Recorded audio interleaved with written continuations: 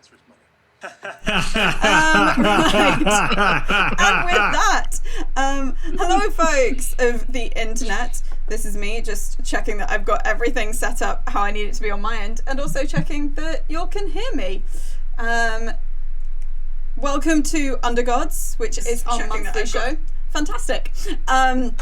Welcome to Undergods. This is Adventurers Wanted's monthly D&D show, and the people around me are all the lovely players. I am your Dungeon Master, Chloe, and so if you have come across this and you're not totally familiar with D&D as of yet, let me give you a very quick roundup of how it works. Everyone around me plays an individual character with their own strengths, their own weaknesses, specific things they can do. In this case, they are all descendants of deities and therefore have homebrewed unique abilities special to them. When they try to do things, they will be rolling dice, much like this dice, which has 20 sides, and a 1 is incredibly bad, a 20 is fantastically brilliant, and everything else is somewhere on that scale. And so when they try to do things, we'll roll dice to see how it goes. I will be playing the rest of the world that they are in, so ships and vehicles and badges and people and such like. And then together we're just going to tell a story, basically. A few things to recap before we get into the story. We play with a diverse group of players who play a diverse set of characters with wide-ranging sexual and gender identities. Our tables are trans-positive, and we encourage and champion trans players and characters in our games. Myself and the players might portray characters that are of a different gender to our own. We aim to avoid misgendering, but we acknowledge it does happen, and we have a policy in place for correcting it. If we miss an instance, however, we're open to being corrected, so let us know in the chat if you think one's been missed. We also use these during play postcards, which are of various shapes, sizes, and forms, as you can see.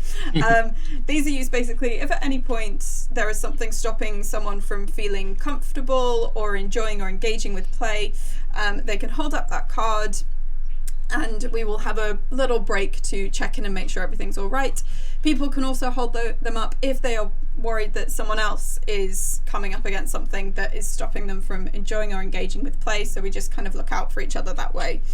There will be a link in the chat in terms of some safety tools in more depth if anyone's interested and curious to know more about that. This stream will run for about 3 to 3.5 hours, kind of depending on what people do. And there'll be a 10-minute break somewhere in the middle of that, as close to the middle as we can get it. We are delighted to be sponsored by Hero Forge, who you can kind of see here. I'm just going to wave my hand. It's going to be really disorientating for people watching the stream. You can see the wonderful minis that we have from Hero Forge here of our 5 lead characters.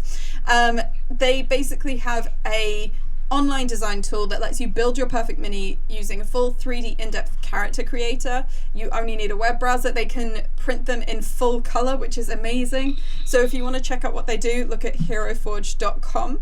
We're also proudly sponsored by UltraPro, who help you get your tabletop organized with character folios, dice bags, and more. They do an incredible number of things and are a leading supplier and manufacturer of sports and gaming collectibles. If you watch our Monday streams, you'll have seen Mind Flayer dice bags and heavy metal dice sets, that kind of thing. So do check them out at ultrapro.com. Thank you to our supporters D&D Beyond as well. You'll see that we've got one of their interactive overlays going. So if you want to know anything about the characters who are playing today, just click the icons to check their sheets. Other way, Chris. Yeah. We are also supported by the Thornless Rose, who produces amazing handcrafted leather gaming accessories, handmade dice sets, so much more. Head to thethornlessrose.co.uk, and if you use the code Undergods10, you get 10% off anything in the store. We do have it's a really cool one. I mean, I've loved giving away their dice sets, but we have one of their design your own D20 leather dice bags up for grabs today. It's deliberately unfinished so that you can use acrylics, all sorts of paint, all sorts to design it and make it your own. So if you get on in chat, then we will pick a winner at random at the end of this stream. We can unfortunately only post 2 UK addresses, but do get on in chat if you want to be in a chance with winning that. That said, let's do a quick recap of the story. We will meet our characters and then we will get into it. So, these 5 people are all Undergods, descendants of deities with unique powers, and they have been brought together to try and stop a group called the Deathless, a group of immortal beings, from building what is essentially a land-wide teleportation circle that will take this entire land about 500 years into the past in a bizarre time loop, so that these people who live forever aren't consistently just losing every single person that they know. However, there are concerns about exactly how well this is going to work, whether it might destroy just everything that exists, basically. And so these individuals, along with one of the Deathless who has become their ally, along with a kind of multi-identitied turtle of magic, and various other allies, are currently trying to defeat them. What that means right now is trying to find specific magic items so that they can basically carry out a magic ritual to get another ally on side and have everyone they need to take on the Deathless at last.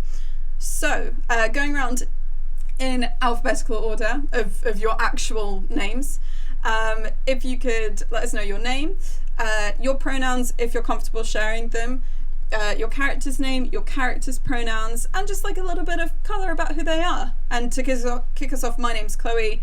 I use she, her pronouns, but I will be playing various characters with various pronouns during the game. Hello, I'm Chris. I use he and they pronouns. I'm playing Jimmy, who uses she and they pronouns. Jimmy is an old gnome. They got dragged into this timeline by mistake when my old character died.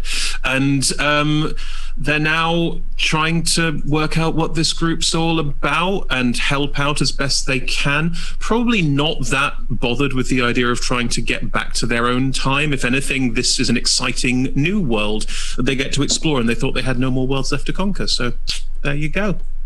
And yes, I did just say conquer. You don't know her yet. Oh, that's terrifying. Good.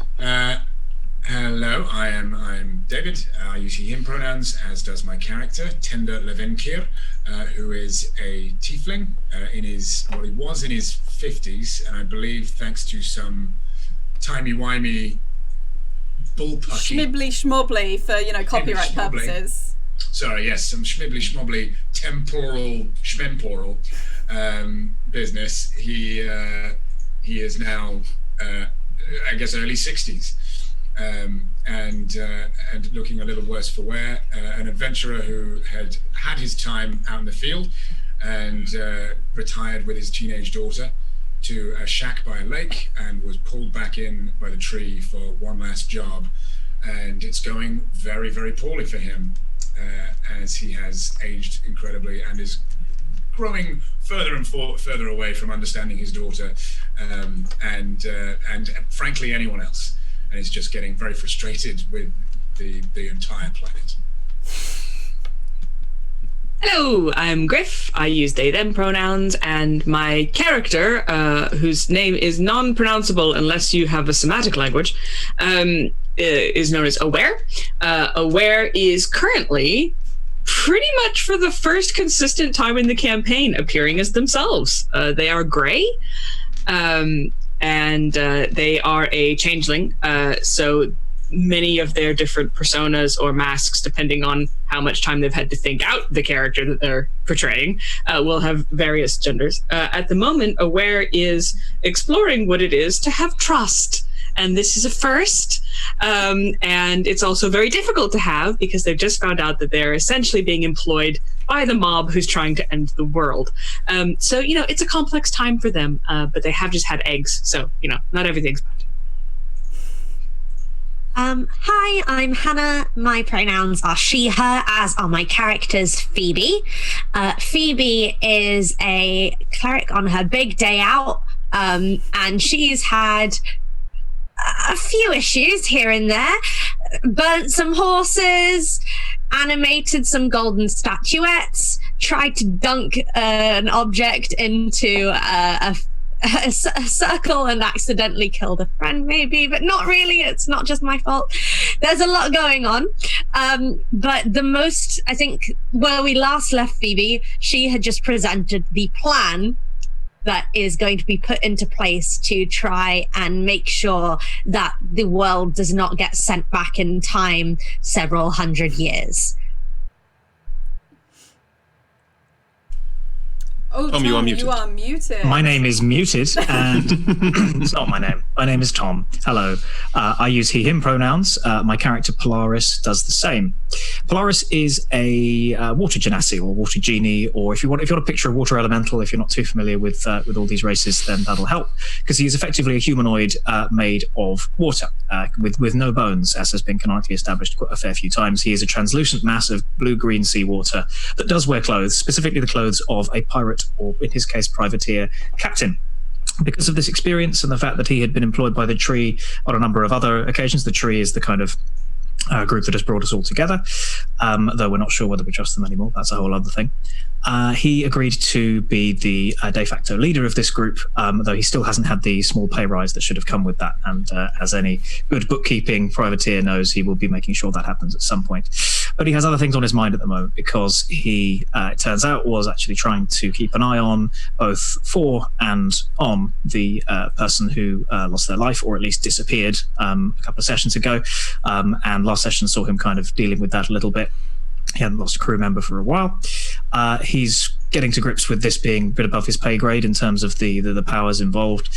But he was intrigued when Phoebe's plan, which struck him as a very good idea, did, however, rely on something we didn't currently have, a very powerful magical item that could be used for something. And it could be any magical item, theoretically, as long as it was sufficiently powerful.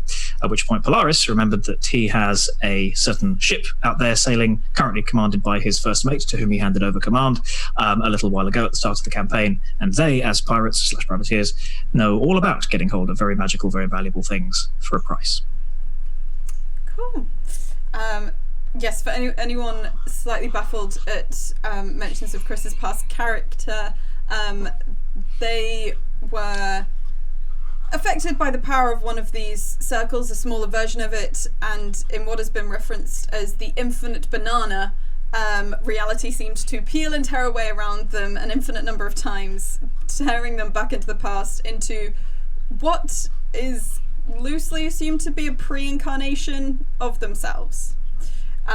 So, with all that information, which I'm sure is incredibly easy to take in, really simple, straightforward, standard D&D stuff, we will get to it.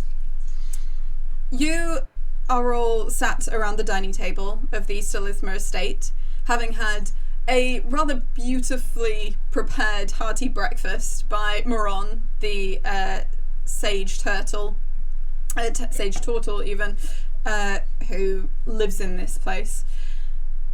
You've just had Nyashem come back with a message from the Lichtenberg, from Etholda, the once first mate of Polaris, and you're currently gathered around, and you've rested, you've eaten, you have someone who can go to the Lichtenberg and send a message. What would you like to do? Because you've got everything you need, unless there are any other conversations, plans, items you need to grab, or any messages or such like you want to sort before you, it seems, meet with the Lichtenberg. If we've finished discussing the plan in its entirety, then Jimmy will go back to her alchemist kit, which she left on the table and was fiddling with first thing in the morning, and is going to finish off the 2 experimental elixirs that she's working on. So I roll 2d6s. Roll for those. Cool. I have 2 potions. I know what they do. Okay, I trust you, so I'm allowing that to just be like your knowledge for the moment. Tom, what message will Nyashem be taking back? Because this autumn eladrin, looking like kind of autumnal leaves formed into a femme figure, is just kind of standing there a little bit awkwardly. Polaris grabs a napkin and is like, right. And I'll look at Phoebe and say, magical item, powerful, rare. Anything more specific? Don't know why you're looking at me. I mean, we were just told by Maron that it just needed to be a powerful item to power a new circle. So I think Phoebe looks at Maron pass that back. Maron, who has just put an entire boiled egg in their mouth, just kind of looks and goes, just nods. Right. I stand up. I walk over to Naishem. Thank you for coming back. This is serendipitous indeed. Well, she was quite forceful, I'd say, about a return message. So small, but very, very intimidating. That sounds like her. Well, tell her to if she is willing to help us here. It is her ship after all. Now she can come and meet us at, and I've forgotten the name of the island that you mentioned, Chloe, but it was the what was it? Oh, the location. Pirate Island. If you Pirate Island. basically you have two options. You're either trying to get to Aonte, which is basically a very long, shallow beach where the husks of wrecked ships have become a kind of makeshift town where privateers and pirates can meet. You can either try to get there directly by yourselves. That will require either quite a long journey, or it would require something magical, which you know from your experience that someone who just teleports in there is not very welcomed. It sets everyone on edge, that kind of thing. Because there's a few rules and such, just to kind of keep a peace between the privates and the pirateers, and with a lot of things happening in that area. Alternatively, there's kind of an area of coastline. It's called the Sea's Shell, because it's kind of not quite a fjord, but basically a large sheltered cove where ships can moor and be relatively protected from the elements. If you were to make your way there, it's a shorter journey, or you could teleport and not be concerned about that worrying anyone or drawing attention, and then you could make the rest of the journey to Aonte by ship. Gotcha. I will. Did Naishem pass on where they currently were? Where my ship currently is? Naishem, I believe, just kind of said that Etholda said thank you for the message, was making sure you were not dropping your telescope and still looking to the horizon, I believe. That's the one. The phrase. The nautical sayings. It was very beautiful and poetic, but quite abstract. Sounds like her. Right then. In that case, Polaris will. He knows where we are, doesn't he, Polaris? He's roughly aware of where we are on the island, the landmass of Nakara. Yeah, absolutely. Basically, you're kind of in central North Nakara, and Aonte is northwest. Gotcha. I will see if she can get the Lichtenberg round. We'll meet her at, and then I kind of describe a place that I know it could dock, and we could go out to meet them and be picked up, and then head round the rest of the way, because we're headed to Aonte. If she's got any business that could be settled there, or perhaps shouldn't be settled when she's arriving there, then obviously I give her discretion to do that. Right. Sorry, is that meant to be verbatim? Just checking with the R's and such. Yes, it's how we talk. We're seafarers. I will do my level best. Be careful. You could gravely insult her if you get this wrong. Very much aware. Right. Do you have a particular time that you'll be meeting? Just to avoid. Obviously, I'm very happy to help here, but I'm aware I can't continually be back and forthing. Well, we can. I kind of think to myself, we can get there in probably less than a day. So by sundown would be wonderful. Right, sundown, sea sherbet, Aonte, don't offend. Right, well, lovely to see See, and just kind of awkwardly backing out of the room. Lovely to see you all. Was that a pun? Bye. No, oh, Good no, night. no, I don't really dabble in puns. You should dip your toe in the water. Bye. Thank you for helping us. Thank you. And like still looking at Polaris, like not knowing what to say to Polaris's dipping toe in the water. You just see, it's almost actually, I think just at this precise moment, the inherent awkwardness of Niashem slightly overwhelms, and it's just like the leaves like crunch in on themselves and then dissipate. But you know that is how Niashem magically travels between places. It's just at this point it just looks like someone just caving in. She Homer Simpsoned into herself? Yes. Okay. Yeah. And Niashem is gone, and you have until sundown. So I think as we're starting to clear away dishes and things like this, because my assumption is that Aware actually would be a fairly responsible house guest and would do as much as possible to assist after a very large meal. They would just kind of sidle up to, is it Maran or Maron? Maron. Maron. Oh, if I managed to get it wrong both ways. Maron and say, so I would take it as a kindness if you didn't mention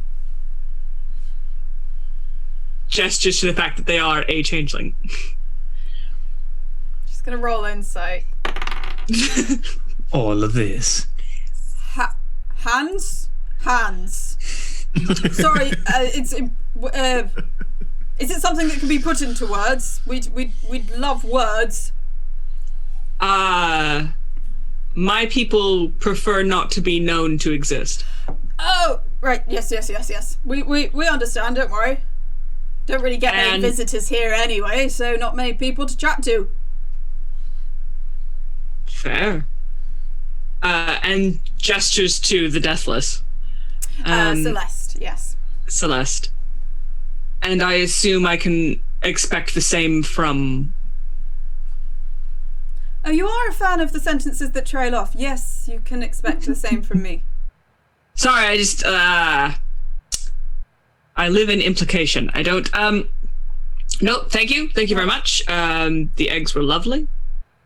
And it's very clearly, I have no idea how to engage with a person if I'm not trying to do something to them.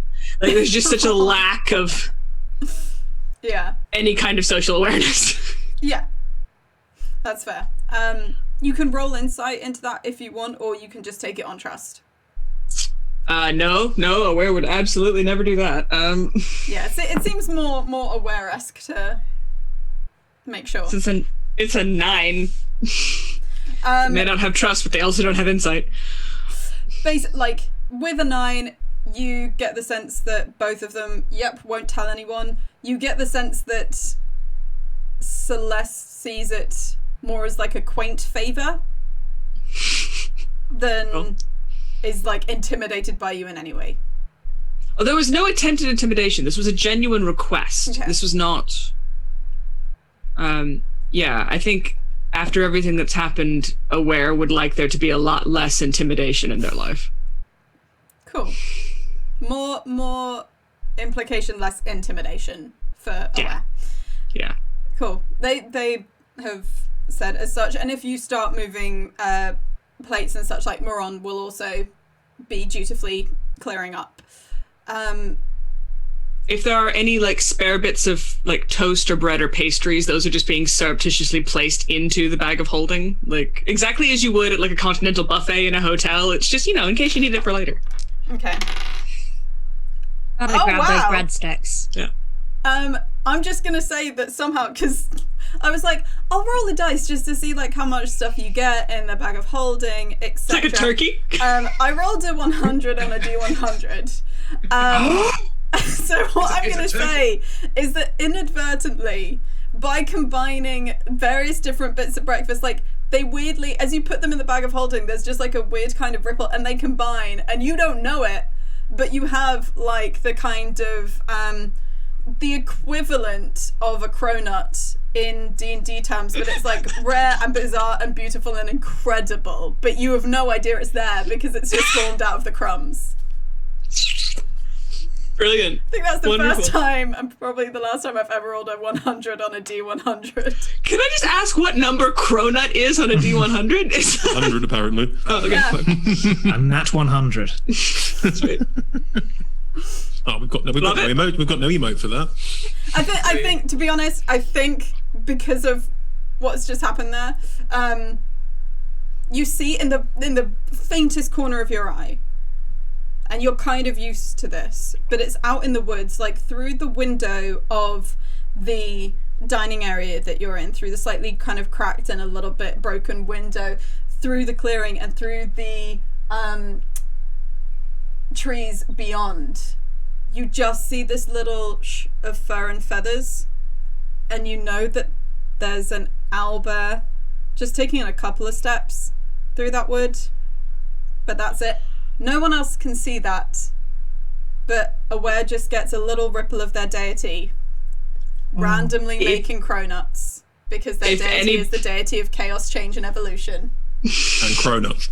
Cronuts. The pastry of chaos, change, and evolution. If anybody is looking at Aware at that point, there is a kind of familiar smile just for a moment. It's like seeing your favorite uncle, and then it's gone. Anyone with like a super high passive, I think Polaris has quite a high passive, or Phoebe does. You notice this, and it's not a smile you've seen before on Aware's face. Is there anything in particular Tender or Phoebe want to do before you head out? No? Cool. David, we can't hear you. Oh no! I heard that viscerally. Such was the strength of the mouthing. Cool. I mean, didn't hear it, but I felt it. I'm washing up my alchemy and tea sets. Yeah. That exciting roleplay thing is happening right now. How about now? No? Yeah. Yes, you're a little bit quiet, hun. A little bit quiet. That's bizarre. Let me. Well, I can try and fiddle with that, but if I go close to the mic, how's that? ASMR is fun. It's great. We see like one of your eyes and a bit of your hair, and we hear you so intently. That's a way to enjoy David Alwyn. Yes. I'll fiddle with that whilst we play. But Tender is probably going to. He'll ask. Are we going back via the tree? But can we pick up Ilspedai there, or are we gonna have to make her meet us somewhere else? If she can get away, if they can get away, then it'd probably be best for them to make a swift exit on their own. You can get one person out a lot faster than you can get out 6. Absolutely, but I'm just wondering. I'm wondering if it makes sense for her to get out on her own. If she can. Let me just check. So you talk about Ilsmede, right? The dragon? Ilsmede. Yeah, this is your dragon friend. Cool. The dragon friend with the and she still has the egg. They still have the egg with the. You left them with the Heart of Beasts, the powerful item that you want to kind of split, as it were. You left them with that and with Narisha, who you know is behind all of this, and you haven't spoken to them since then. But they're a dragon, right? Might be worth a message. Yeah. Could you? That would be great. I've been rolling in the background, like whilst y'all have been having your breakfasts and stuff. So Yeah, I'm not that worried about the dragon against the powerful person. Well, do you remember how like they're a teenage dragon? Adolescent. Adolescent dragon who was like encouraged to just stand to the side and go la la la while you all talked. They're kind of susceptible. We did tell them to look after themselves. So we know that Niashem is a wrong-un, right? Evil. Yes. Narisha is a wrong one, yes. That's on me because I've called two different characters very similar names. Yeah, yes. Narisha Yes. is a wrong un. We also Well, yes, know that's that But established. they may or not. She doesn't know that we know she's a wrong un. So you're saying we don't know that she knows we know we know. No, we know. Well, we don't know if she knows that we know. She's pretty canny. Wouldn't take much to figure it out. I wouldn't be surprised, frankly. Celeste puts in. So you're saying that she does know that we know she knows we know. Yeah, just to catch you up, she knows. Well, we think we don't know that she knows we know, Right? but we can assume that she knows we know she is a wrong un.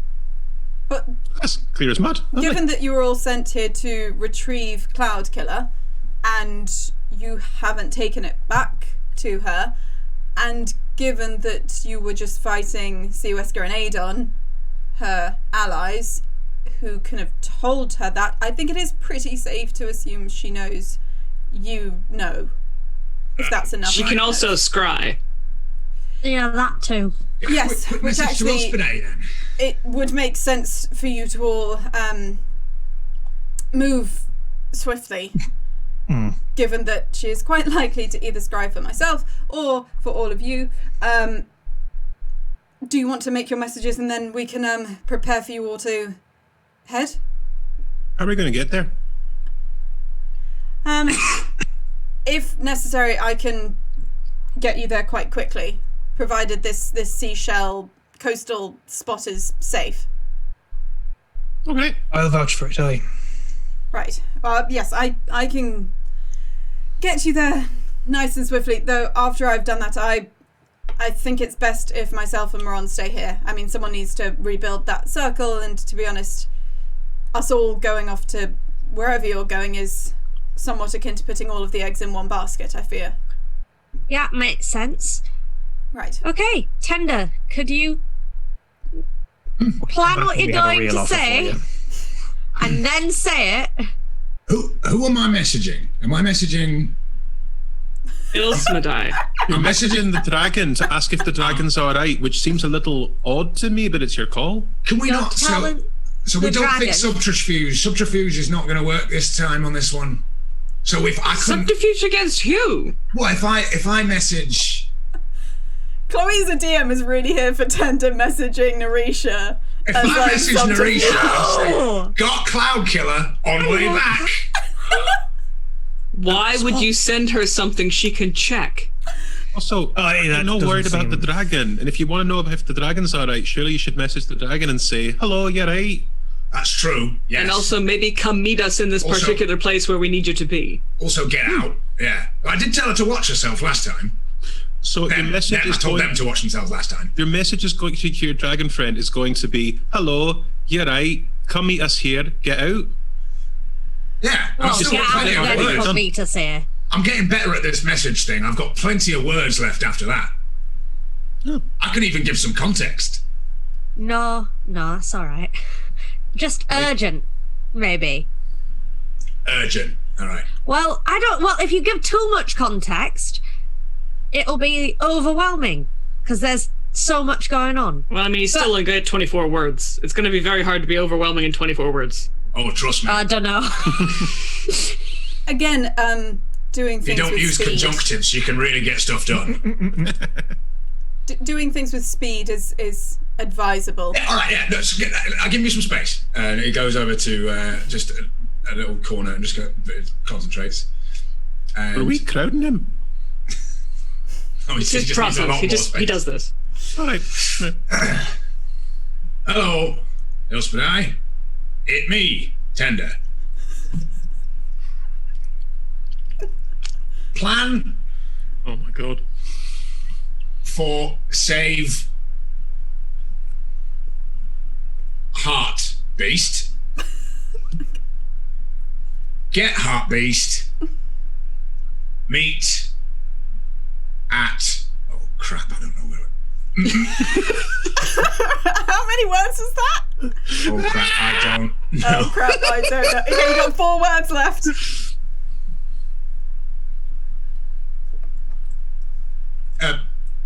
This is not words. He's going to look back towards.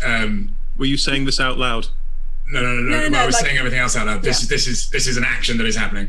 He's going to look back at the rest of the group after walking away from them a long way with just this look. What? What's wrong? Oh, we're just going to slap Polaris a couple of times on the shoulder. Wait. You got okay. So meet Heart Beast. One word. Location. 2 words. Location.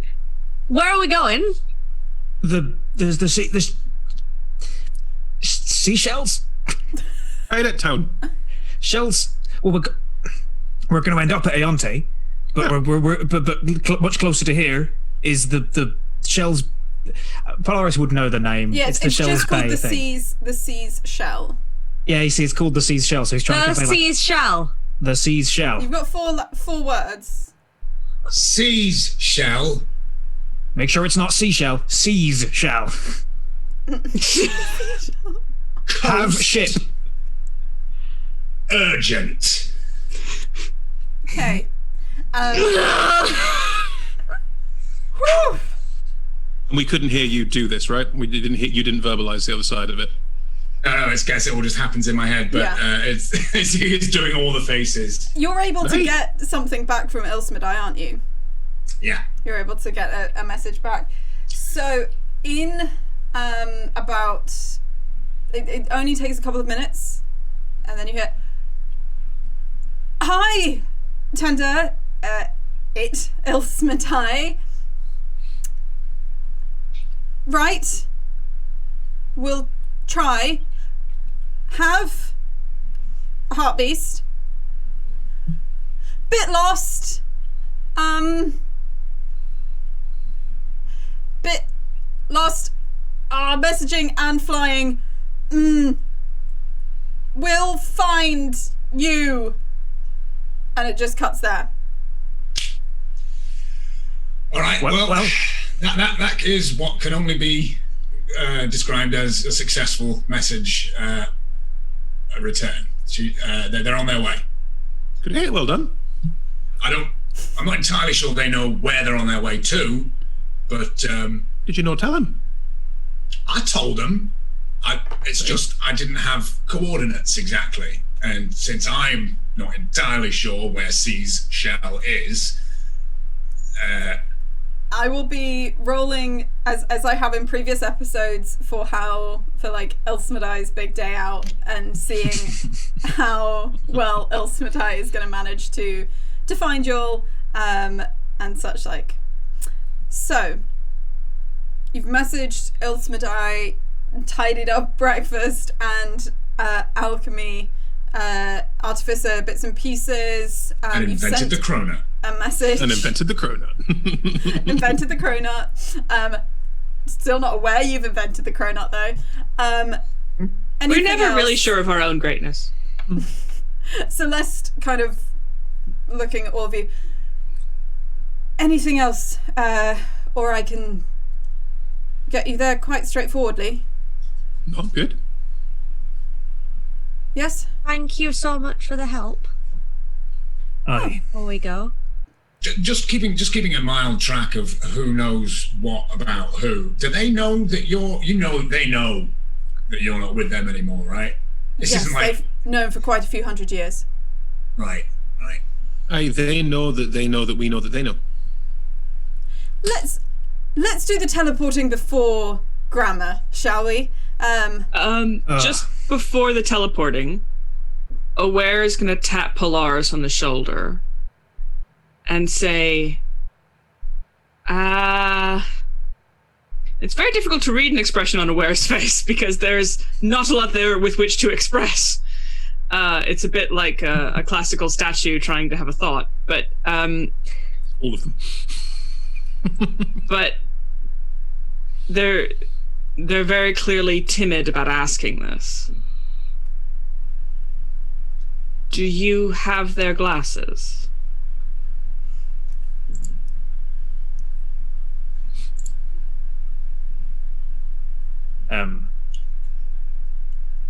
Aye. May I borrow them?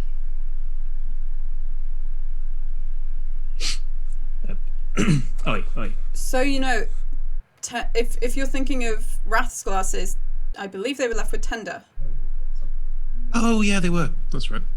who I don't I know. was just gave- I was Aware just doesn't know yes-anding. that. Aware just asked Polaris. I was just yes-anding. For all I know, I had them.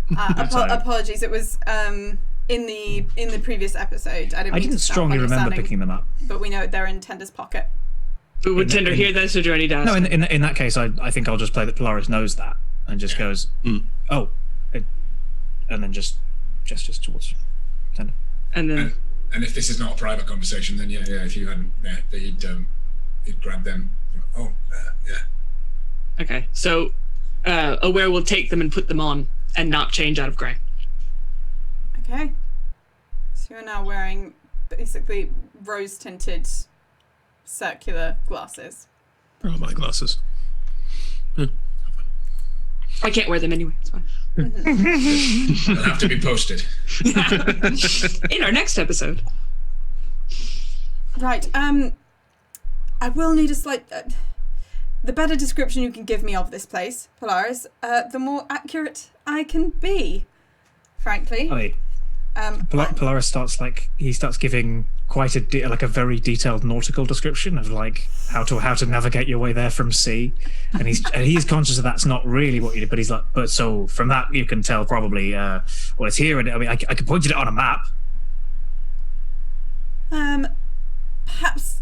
Yeah, and basically there's kind of various bits and pieces in this place. There's kind of rustling in a sideboard, and then like a very shaky map of Nakara from a few hundred years back, but it does have the kind of coastal shape that you need to point this out. So we're going with description, right? If you could well, just ready yourselves. I don't know exactly how much of this you've ever done before. It should be fine. Well, good. Is it just a teleport? Yes. Okay, we did that. That's fine. I'm all Yeah, packed up, all my various bits in various places. My homunculus, what's it called? Alchemical equipment that has legs and wings is sat on my shoulder. Cool. Oh, it doesn't have wings. It blows bubbles to float itself around. Just legs, just sat on my shoulder. Okay. Moran is in the corner, but kind of staying slightly back. Well, just to Tender, anything's needed, you can always contact us, I suppose. Yeah, I've actually only got a few of those per day. But yeah, of course, in case of an emergency, so long as I don't need, as long as I don't need to enhance anybody's ability. It's a spellcasting job. Oh yeah, we are a mage. We understood the context. Apologies for not. Anyway, Go on. right. Okay. And this kind of blue light almost seeps out of Celeste, almost like kind of herself is slightly dissolving out, and it kind of floats out, encompassing all of you. And what you feel is that kind of pins and needles strangeness all over your bodies until that kind of intensifies into like a weird harmony that you can hear and feel throughout your bodies, and you out of the estate. Now I just need Big to make grin a on Jamie's roll. face. Big grin. So, okay. Done my D100 roll. Okay. Sorry, I've just got to do some additional rolls. Just some additional rolls. Sure, it's We haven't teleported to the right place, everyone. Just FYI. So everyone takes 16 God. points of force damage. Pardon me? Cool. Yeah, 16 points of force damage. Oh! And I Tom. have to just Consummate keep voice re-rolling actor. until you get there. I had this happen in another game. I'm Yeah, you do. Like You the often get barrier is if you roll a 43 or below, you get a mishap. And I rolled a 35 and I rolled a 42.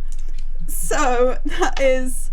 Where's your D100? Where's that 100 now? It's Why do we the get a same cronut? one. It's the same one. You take 11 points of force Does damage. the cronut take the damage instead?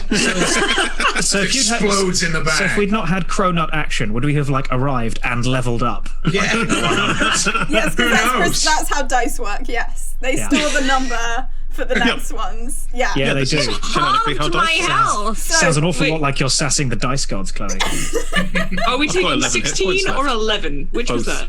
that? It was a 16 and then 11 more because I rolled two God. mishaps. I rolled two mishaps. Fine. So I know mishap seems light for taking like nearly 30 force damage. Anyway, so you out of the estate, and then what you feel is suddenly that harmony.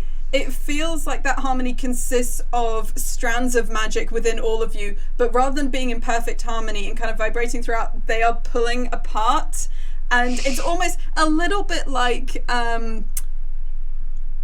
Nebula in Endgame when her body is being kind of separated by Thanos. Like, you just feel like something is tearing at your very form, and then slowly, and you are on a very uncomfortably stony beach right at the edge of the seashell, precisely where you needed to be, but unfortunately really feeling the force of it, as is Celeste, who is You are not good at that.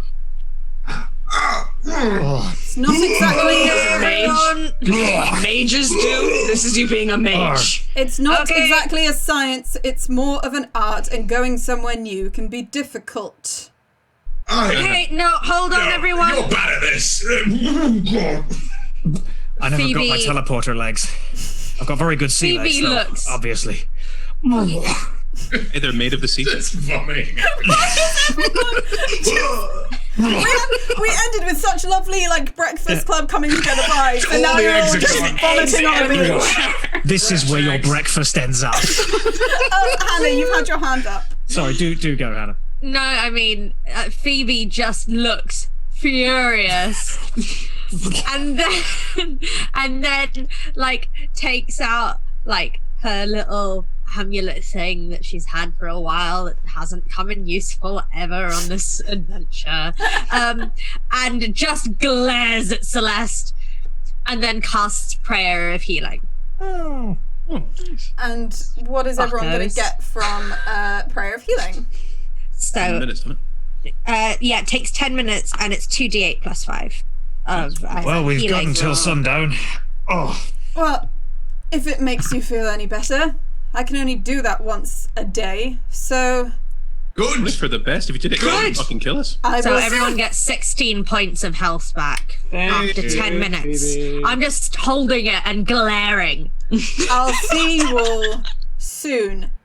And Celeste starts to walk off and slowly scramble her way up, mundanely, up the hill. Because she She can't can't teleport back. Celeste has been given the healing though. Yes. So- She like gives like a little nod. Don't hurry back. Oh God. Does anyone need more of a pick me up? I mean, I'm close to all right. I still feel a bit nauseous, and all the breakfast just now seems pointless. Anyone else? Eggs. Is that Polaris just like ruining the eggs? Yeah, I rue the eggs. So, unless there's anything major, basically what we just kind of see is like a time lapse of the quality of light over the five of you as you slowly cease vomiting, and you can rest. So if you want any hit dice back over the course of the day, you can count this as kind of, unless you're going to sleep, it's not a long rest because you're still not sure of the precise time the ship is going to arrive, but feel free to kind of get the hit points back that you would from short rest. I'll short rest. Yeah, Definitely. ditto. Yeah. And the quality of light kind of changes over you. We see some people like skimming stones, or people chatting to each other, etc.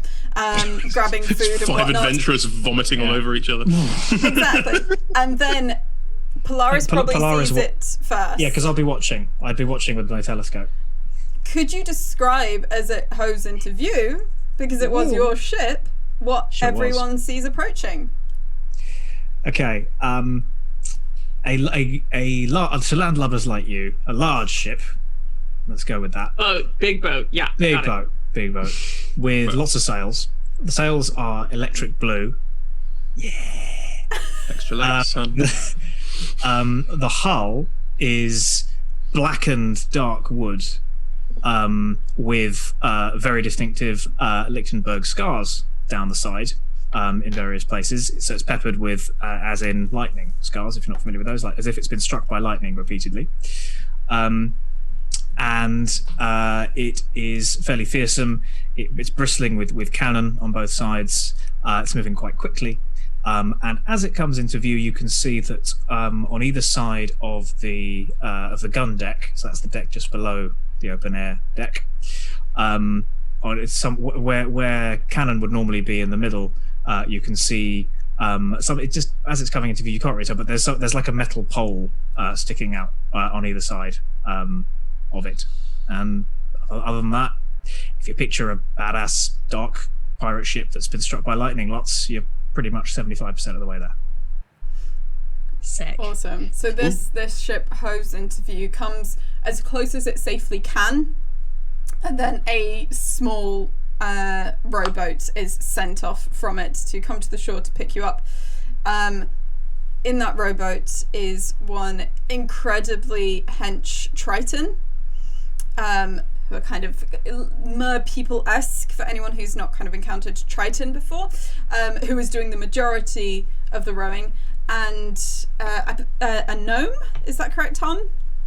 I think she's a dwarf. If it's Etholda, I think she's a dwarf. Etholda, who has, yes, because she has a big kind of red beard, which has lots of golden beads kind of knitted into it, and almost like utility belt style apparatus around her waist for all the kind of things that she could need on a ship. Very short, stocky, but standing quite proudly. And as the ship comes up, it goes, I know it ain't always the case that a captain would make this extra journey, but I thought I'd welcome you all. Oi, much appreciated, Captain. Oi! I kind of out the side of my mouth go, reel that in. Reel that right in, Sonny Jen. We can handle it. She might even like it, but Aeonte, you want to be careful in Aeonte, mate. I want to just... You might have noticed, like... Frankly, the word mate is going to be a bit of a trouble. Etholda's eyes did slightly tense at Ahoy. Very Tender looks at you and winks and just says, Avast. Oh, Tender's gonna be Orlando Bloom's character in Pirates of the Caribbean, isn't he? Just for that one moment, and it never comes up again, where he actually kind of uses it correctly, and they all laugh at him. Yeah. There's an ostentatiously elegant bow from. It's like halfway between being playful and halfway between saying "fuck you," from Aware. Yeah, I'm pretty sure Etholda gets every nuance of that, every little bit. Right, so are you going to get on? Aye. All aboard. This is Captain Etholda. That's the Lichtenberg. I'm sure that neither of them are in need of much introduction. Etholda, these are my team, I suppose. Associates. So yeah. I like team. I'll explain on the way. He's the manager of the project managers. Oh, is that what they call it when you're not on a boat, right? And makes a bit more space, and the Triton kind of just gives you, like a nod as you're all on, and then starts rowing. Can someone give me a leg up? I'm only 3 foot tall. Yeah, Aware will just immediately reach out a hand and help you. Thank you. As they're riding, Aware doesn't say much, but if anybody's paying attention, there are flickers across their skin that look like attempts at recreating the Triton's skin. And Aware is very carefully watching because they've never seen a Triton before. True, when would you? The Triton, he does spot this, but is just a little... just unnerved by it, doesn't bring it up, but just like head down, still rowing. If anything, like a little bit faster. whilst we're rowing, Tender is going to lean over to Phoebe and just be like, did I miss a meeting? Are we the project managers now? Is that what we're called? Well, We're not with the tree anymore, I guess. No, right? But and back in episode 3, we were managing projects. So I thought if we had to have a name for ourselves, because, well, if you've got a better name, I'm not the one with It wasn't top of my list of things to do, was come up with a name, but I just wasn't aware we were flying under those colours. And he looks over Don't. You get like a splash of water in the face that just comes up out of the sea because as a water genasi I can cast shape water once a day. And you're just reminded that because you've not really been around water with this guy before. Polaris can throw water at you and do things with it, so be careful.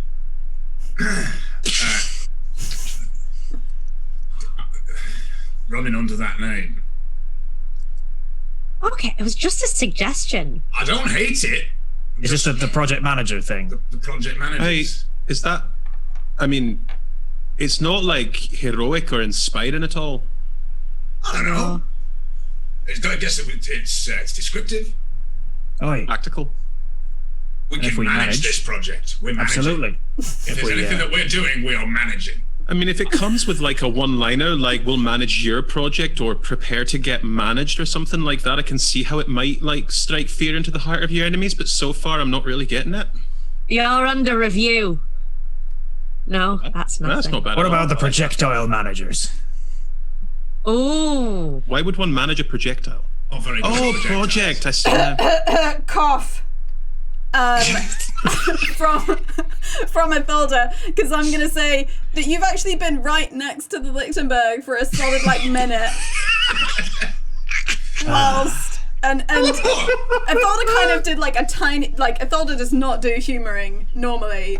This is only because Polaris is part of this group. But you just said cough. Well, do you want to get on board? Hey, Aye. Project managers away.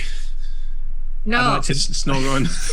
I'd like to go up onto the ship in my traditional way, which is making like a 5-foot square of water come up from the sea underneath me as I step off and just elevator me up as I go and then jump down. It's simply rule of cool. That is. But captains need to have a knowledge of rule of cool. Russell Crowe knew exactly how to wear his jacket.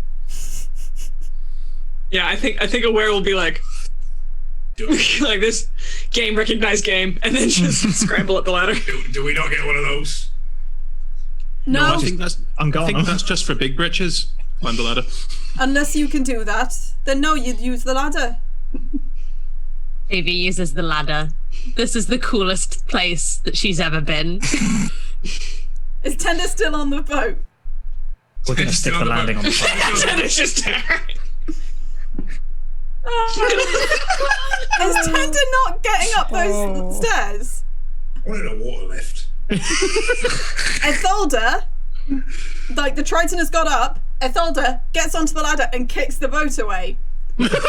Because people who don't get on with stuff do not get on Ithilda's ship. You can make a jump if you want. The boat. Is this not the boat? Isn't it going to go up on a winch or something?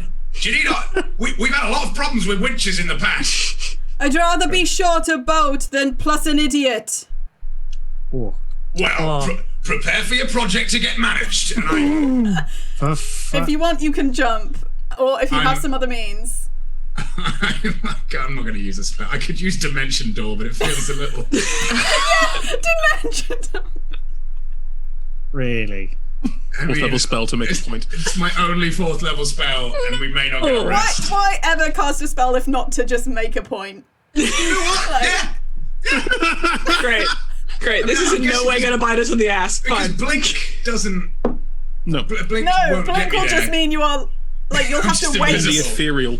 Yeah, you'll have to wait. Use a Dimension Door. Where are you appearing? Are you just in the center of the deck or at the top of the ladder? I'm in a Dimension Door into the crow's nest Oh, but you still have to And climb? then slide down a rope. You slide down a rope. Oh my god, David. I'm making a point. You take 4 points of damage and rope burn to your bare hands. Fine. I try and shrug it. Can I roll a performance Yeah, check roll to try and shrug performance it off? because you did Mr. Cool being all dimension door, and then you rope slid with your bare hands. So let's see if you still look cool. Is he cool? No. I'm guessing that is an acrobat. No, sorry, it's a performance. Yeah, Goodness Performance, sake. yeah, it's a performance check. So that is to look like you're not hurt. That is a 14. Huh. Okay, I'm gonna do just like a couple of rolls for the ship in general, insight-wise. If we're project managers, do we give a shit about efficiency? Just checking, because that didn't seem very efficient. The majority You're of the worried people about- on board, like, are kind of so struck by the dimension dooring and such, like, they don't notice that you are in pain. Well, looks like you're just down a boat. This is I mean, not I'm the still plus an energy. idiot. But since Polaris vouches for you, you get passage. But you'd still benefit from being less of an idiot. Right, Thank you. let's get going, shall we? Is there somewhere I can have a lie down for 4 hours? Basically, Ethelder is going to go back to the running and the managing of the ship, but does give a little nod to Polaris as a kind of, you can do what you want if you want to, like, Ethelder is still the captain, but if you want to come and talk or anything, then that's absolutely fine. The rest of you are kind of left to your own devices. Polaris knows this ship inside out, so can tell you kind of where things are or if it's possible to do X, Y, or Z. And it's basically populated by all manner of different kinds of people and such like. Lots of them wearing eye patches because Chloe learnt why pirates wore eye patches, and privateers presumably the same. So lots of eye patches and such like worn by the individuals here, and kind of just the clothes of the day. Some of them look quite like Polaris, some of them a little bit less so.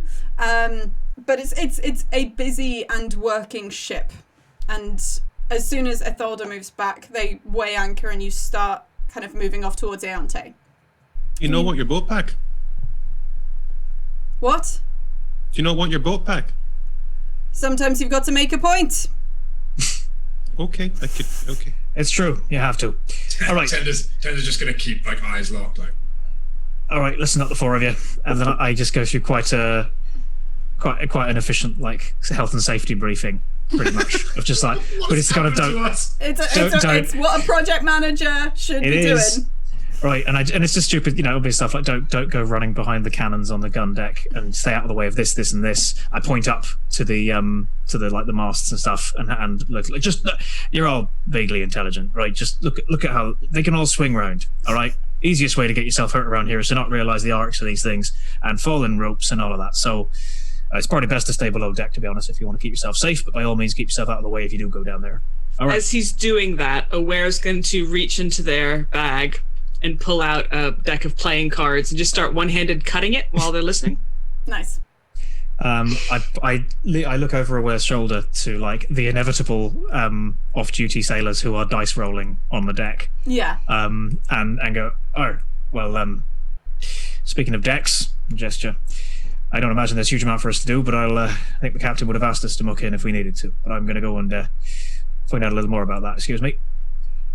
Okay. So let's start with Polaris. You're heading off. Are you just going to kind of where Ethelder is? Yeah, I'll go back up to Ethelder. It feels strange to be on the ship and not be commanding it. And I probably just do kind of keep going like people there is as like they're a slight weird thing because obviously most of these people for the majority of the time have known you as the captain.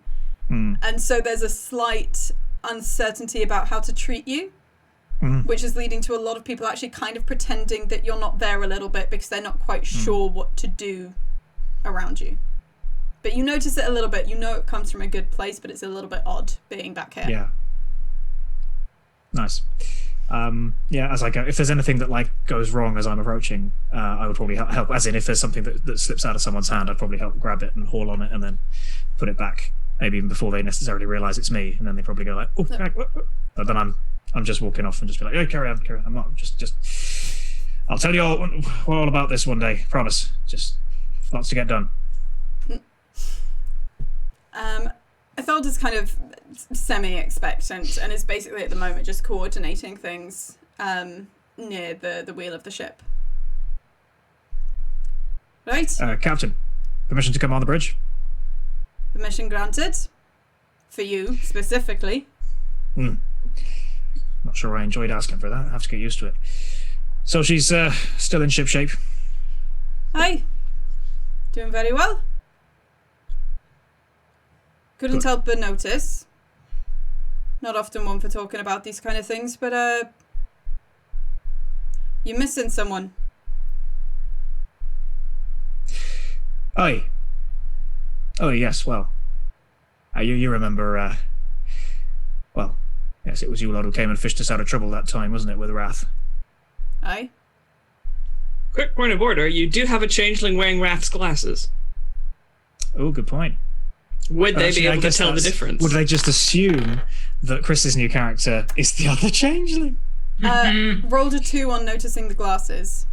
Ah, okay. Because, for one thing, Aware just did stuff and got on with it and didn't draw loads of attention to themselves.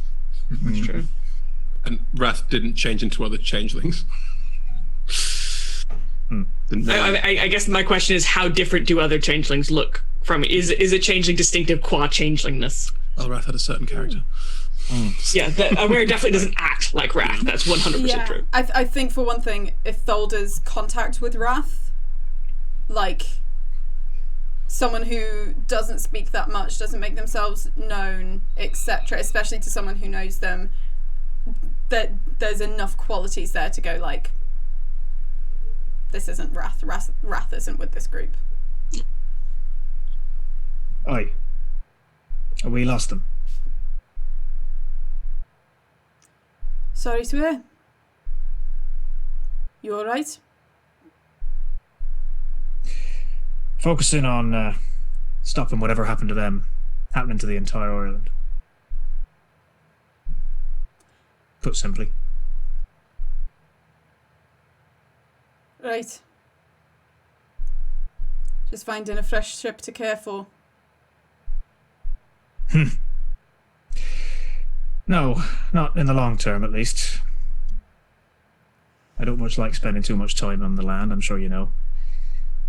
I want to be out on these seas soon enough, but it has crossed my mind. Once we really start with this, there won't be any going back. If I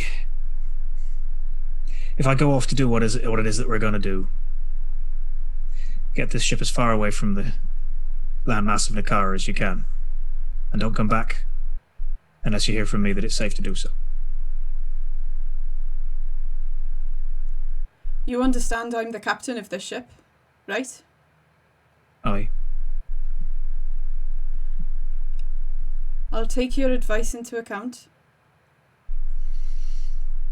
Ultimately, what happens with the ship? It's down to the captain. You're quite right, Captain. Not to say I don't appreciate it. Sounds It's like... dangerous, this stuff. Aye. Powerful magic. I mean, worse than, well, you know what I've got going on. It's a whole other level. A whole other level to deities. To gods. People who like to play at being them. Understood.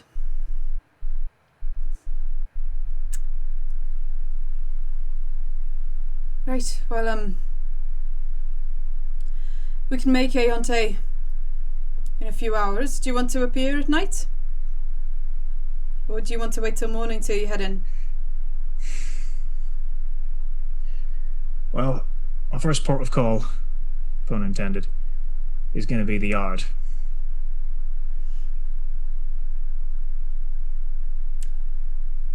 trying to recall whether that's better at night or day.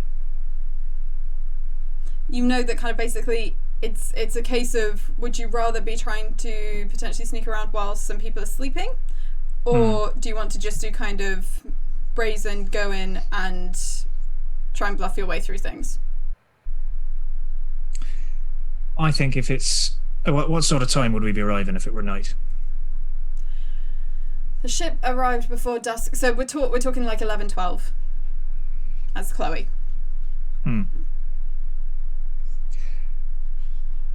Oh, there'll still be some business and merriment being done around then, but it'll be a little quieter. We'll go get there as soon as we can. Right. If that's advice the captain wishes to take into account. Much obliged. Aye, the captain will take that into account. Should I be putting anyone on watch? Most of your crew, managers, etc. seem alright, but one of them seems about as much use of someone with 2 eye patches under the deck, so to speak. Well, you know that's Tender Levenkier. Oh, right. Yeah, I know, I thought that too. Clearly a bit more of a 4th fiddle than a 2nd fiddle, but... Looks different in the etchings. Aye. He's had his uses and, well, I'm not sure I'd be completely in one piece if it weren't for him, so he's alright. Right. Okay. Is there anything else you wish to say to Ithalda? No, I think it's just sort of, he's radiating a sort of "it's nice to see you" thing, but equally it's like there's a ship to run and she's getting on with it. I think occasionally during the journey, as almost like a kind of reminiscing thing, it's very rare, but Ithalda will like point out a crew member and just like mention how they're still not tying that rope off right, but in a kind of like, that person, or you can see where Jim swabbed the deck, etc. Classic Jim. But there's like little references of just like, because you two have this shared understanding. Swabby Jim, we call him. 2 things to say after that. A, I apologise to the people of Wales. Hella inconsistent. And 2, the eye patch comment wasn't about people without sight. It's because I learnt that eye patches are to keep one eye in darkness, so when you go below deck, you've already got an adjusted eye. So why I didn't know that. Why That's would cool. you have 2 on under deck? Yeah, apparently it's so that basically you've got one eye that's ready for night vision. So you can just go So like that. when you go down into a dark deck, you can just and you're not waiting for your eye to adjust. Apparently that's why.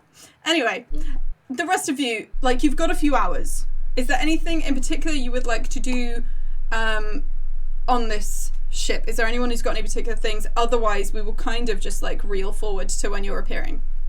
I think as suggested by how Aware was listening to instructions, as soon as Polaris is gone, they're in the game.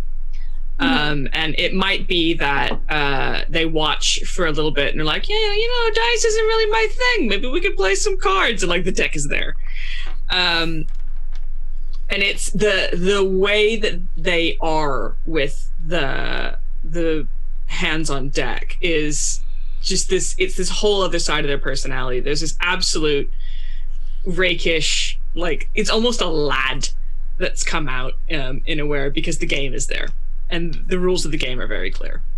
Okay, is this a particular card game you're trying to impose, or because when you're like, how about we play some cards?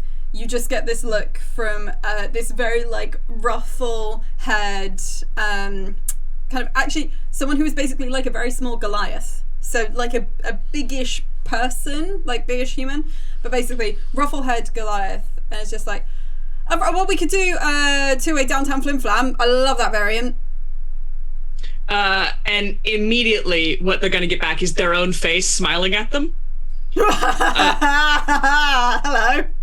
And then go back into gray, break into a huge laugh, and go, "Yeah, absolutely love it. As long as aces are wild." Yeah, okay, so everyone, aces are wilds, queens are all the spades, threes are eights, and then don't forget, obviously, north, south, either way. Okay, now, you got to match the bet on the two-hand side, but then, of course, everything is wild besides the dealer. Okay, let's go!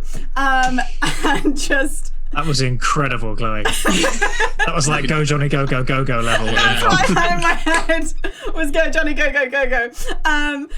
That's basically what you get, and it's like a mix of cards and dice, so points people are rolling dice and stuff like that, and it's incredibly convoluted, but if you're someone that's kind of played a lot of cards, like, you're slowly able to like bring it up, and also you get a lot of goodwill just because everyone actually finds you like quite entertaining, a nice change of pace to like meet someone and such, like and the Goliath Wave Walker is basically sets the tone for the group, like everyone kind of follows along, and because she really likes you, you're in there.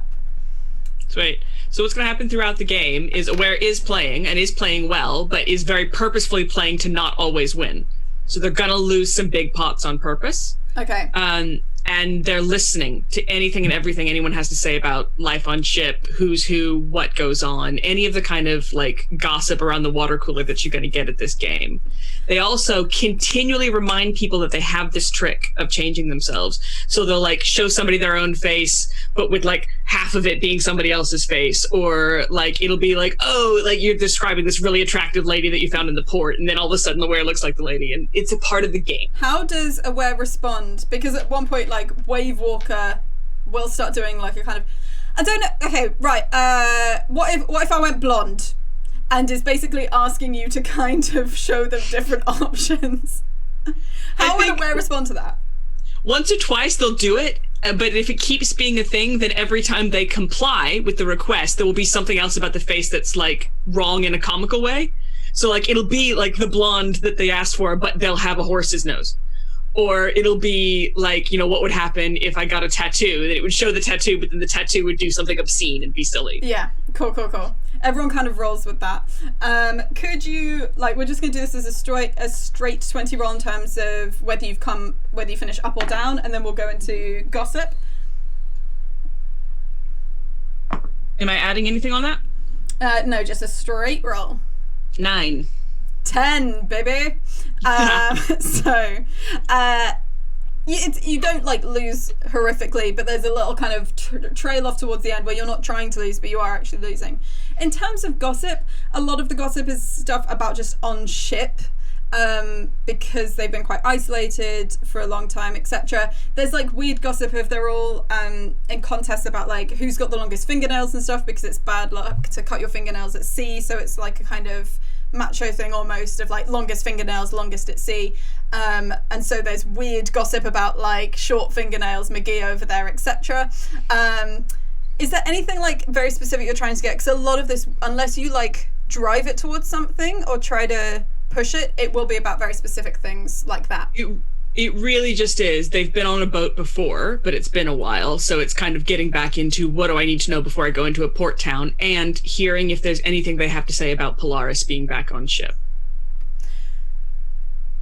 They are conspicuously quiet on that, because they saw that you arrived with Polaris.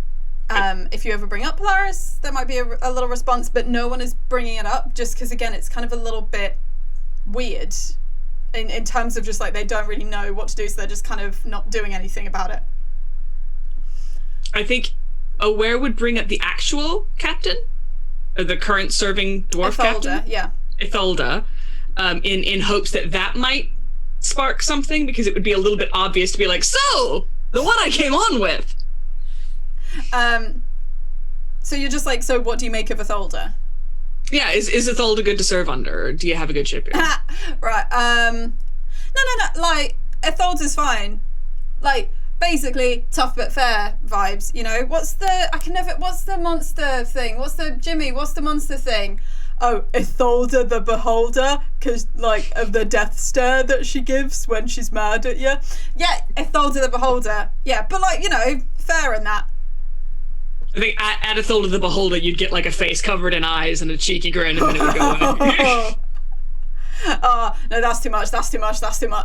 Yeah, like, I guess not as theatrical. That always, it's kind of cool when you're on the Oni ship where you've got like someone at the front just like lightning and stuff. But old Zappy Bones does that on a boat too.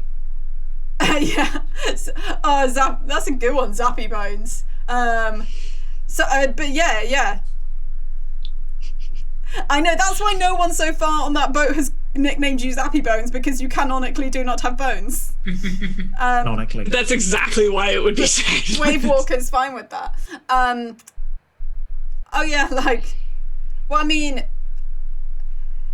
There was the whole, sometimes you had to kind of like tiptoe around the whole like water, electricity kind of thing, but I'm like, yeah. Itholder's just a bit more like straight down the line. Seems fair. I know. Was it she or they? She. She's treated us well so far. I don't see how she's put up with, and then jerks a finger back at Tender. Before we look at whatever Tender's doing, very quickly, Phoebe, you get a weird. It's you're only on the ship like a few minutes before you get like this odd hum in your head, and you suddenly hear what is a familiar voice. Oh, Phoebe, we had a thought. Talked to Celeste about your development, shall we say. Phoebe looks down at herself. Oh. That Jumi seems smart. Maybe you could learn something. And Moron's voice just dips out. Can I get a cheeky reminder of who Jumi is in the... Oh, sorry, Jumi is short for Jumi B. Yes, seems smart. Learn something from Jumi. My development. Yeah. Okay. Since Celeste had like a little moments with you and such like, but Celeste can't send. So sweet. So I can't send anything back. You can I can. Do a return message, I believe.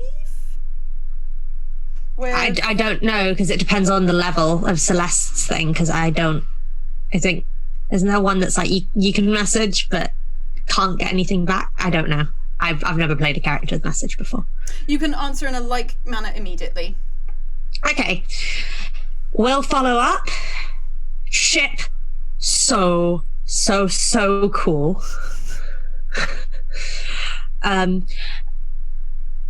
Artifact acquisition underway. No money though. Oh well. That's it. Cool. So Phoebe will dutifully then go seek out Jimmy if now is the time to be doing that. What's Jimmy up to? Walked on board, saw everyone was having a good time getting on with each other. Not that interested in people. So went and found somewhere nice to sit and pulled out a pipe.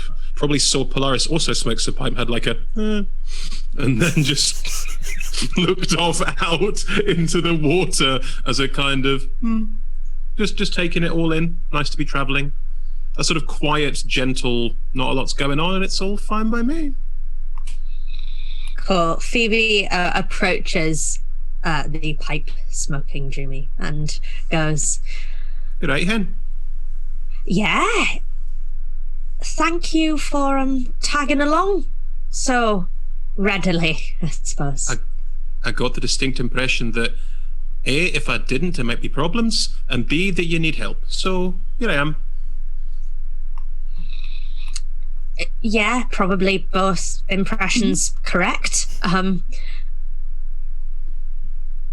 Do you have any questions for us about, seeing as you're going to be traveling with us for a little bit? I know what it's like to be the new one in a group where people already know each other. Or all right, I chatted to your friend over there, pointed to where, who is currently doing something crazy probably, and just chatted to your friend over there, and they were very informative about what you're up to and where you're going and why it's important. So I think I've got the DL. Right. What? How do you do the things you do? Hey, It's just, you made tea that tasted like home. I make potions. Okay, cool. How does Phoebe genuinely has no idea what Celeste meant by your development getting better magic. So that's all she can. That's all she can really think of. So it must be something about the potions. Unless the development is like my moral fiber, in which case, rip. I make potions. I've always made potions. They can do some crazy things, but I mean, that's just what I've done for a very long time. Seems like where you were from, things were kind of calm and nice. Oh no, it was fucking terrible. It was the middle of a war. What? Aye, there was a war for hundreds and hundreds of years. Lots of people died. All of I'm getting the sense that we're all like I'm the pre-incarnation. You're all the reincarnation of people that I knew. So yeah, we were all fighting mostly each other, but most of us worked together to fight in particular. Name. Kalaya, who was big on all the destructing stuff, and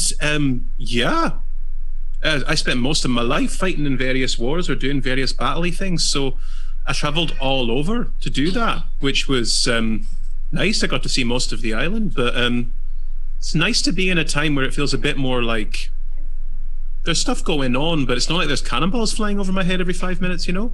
I can just sit. I've not just sat in years. This is lovely. Don't you get... Okay, 2 things. 1, what's the best place you ever been to, so I can add it to my bucket list. And 2,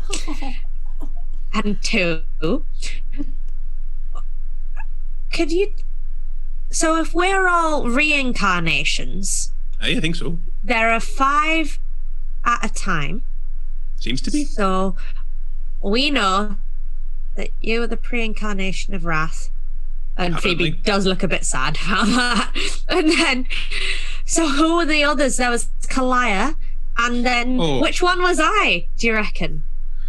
Well, I don't know. Like, Carlia was all destructy things, and I'm not sure if there's any real connection, like, with who becomes who or anything like that. Like, if I had to guess who was Destructo crazy lady, then it's probably pointing at Polaris. But I don't really know how it works, you know. There was Amma, there was Ova, there was Parastia. They all did various things, but they they weren't exactly... We all worked together in a different kind of way, you know. We were more like a unit. Like we like went out and like fought big beasties and stuff, and I was there to make sure that everyone was, you know, getting back up again. Lots of healing and occasionally throwing out some big booms and stuff like that. And Hey, that's Ova my was job. more of the like, is it? That's nice. Yeah. Good. And then Ova was kind of more of the like animals and shit. And Amma tended to be a bit more chatty. And Parastia was often more like kill them all, but in like a good way. That's so interesting. Did the gods, do you reckon, then like trade off who gets to have a kid? I mean, if I had to postulate, and I'm no one for big postulations, but all right, like looking at the 5 of us, right? We all do different things, except you and I do similar things. So maybe it's like there's a role within a group that we all sort of fulfill, maybe? Oh. Just guessing. I don't know. Like maybe Right. we're all like a sort of divine team that, you know... So there's always like a primes and red one and a blue one and a green one and a pink one. Like maybe if you wanted to put, like color code it, which seems like a really sort of basic way of differentiating between different people and their skills and abilities. Yeah, you could, yeah. Yeah. So, Huh. whilst you are kind of musing on whether you are almost like kind of a group of rangers with different powers, or shall we say, I want to quickly check in on anything tender wants to do on the Lichtenberg, if there's anything major. There's a couple of things. He rolled a 15 insight to see whether or not he actually made a complete arse of himself, like whether he can get the vibe of the crew. You've made a complete arse of yourself in front of the captain. The rest of the crew thinks you're a bit flashy, but that's about it. Cool. I think even the fact that he made an ass of himself in front of the captain it's going to sting a little. It wasn't really his intention. He was making a point to try and make a point, and the point was not made. So I think he's worried about Ilspedai. Because they said they were lost. Yep, I've been rolling, but still lost. The only thing I can do, I guess, is do. I think is that on the ship there is like a map room, right?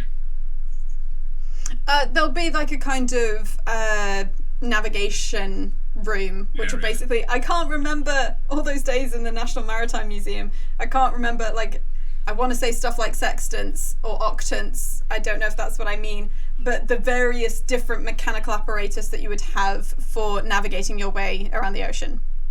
They'd be on the bridge, wouldn't they? Sure. Yeah. In which case, I think there'd be to allow for that conversation to have happened between Polaris and sorry, what's the captain's name again? Etholda. Ilda. Then there would be a long time of Tender kind of looking pensively out at the horizon, and just muttering, and then walking into the bridge and just kind of, if they can, just saying, sorry, does anyone have any maps? Yes. And you are? Says a very perplexed looking human. I'm Tender Lovinkir, and I'm with the project managers. We've got a teenage dragon, and they're lost, and I need to give them a map. Just like human individual Elsa just leans back and kind of leans into an elf and just like, looks different to the etchings. Yeah, it's different to the etchings. Yeah, but I guess it's kind of similar. Right. Dragon, you can have a look. You can't remove them from here. No, I just right. Is there any? There's no like guards against magic or anything. I don't want to waste another slot.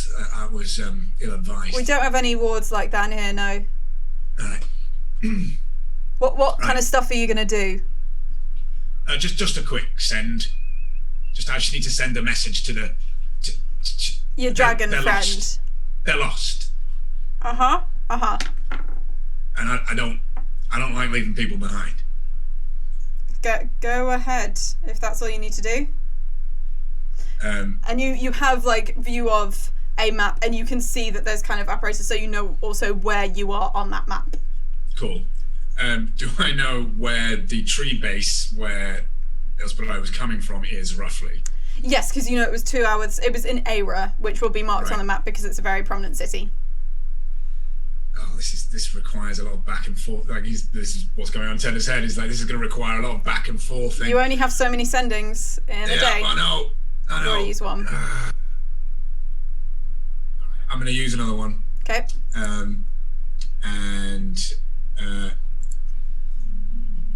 Hello, Ilspedai. It me, Tender. I love that you say it when it's would count as the same number of words. Don't like what do you call it? Contractions. Exactly. I would still count it. Anyway, it you, Tender. It me, Tender. Look for big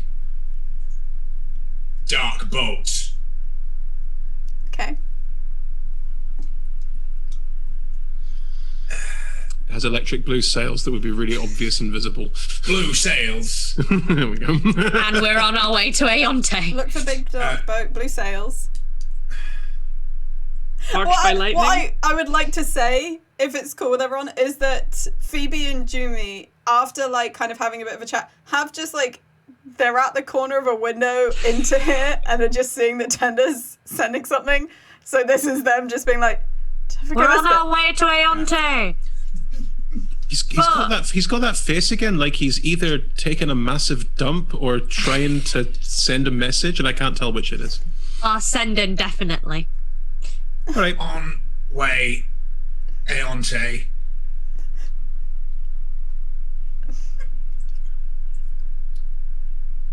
Will send sign to Sky. Will send sign to Sky. Interesting. Okay. I swear I am rolling for like how lost or well Elsmedai is doing, but since you gave like some more specifics there with advantage, how is this? It's after the 100 that I'm just rolling. I haven't rolled over 20 in my last 3 rolls. They're never going to make it off Concord. They come back going, thanks, it me, Elsmedai. I've found the sea. I'm at the sea. We'll look for ship. Nakara's an island. And Aonte. Yeah, Nakara's an island. Found the sea. They went far enough and found the sea. I'm sorry. Go far enough, you'll find the sea. This poor, slightly overwhelmed dragon has rolled so poorly. We'll look for ship and Aonte and sign in Sky. Thanks. Coming. What did you tell them? Then, I said we'd like do a flare or something. I figured someone could. You can make fire, right? I can make fire, but I have to set something on fire. I can't just hold fire above me forever. Hey, don't worry. I take a potion out of my lapel and just look at it and chuck it up into the air, and it just explodes, firebolt.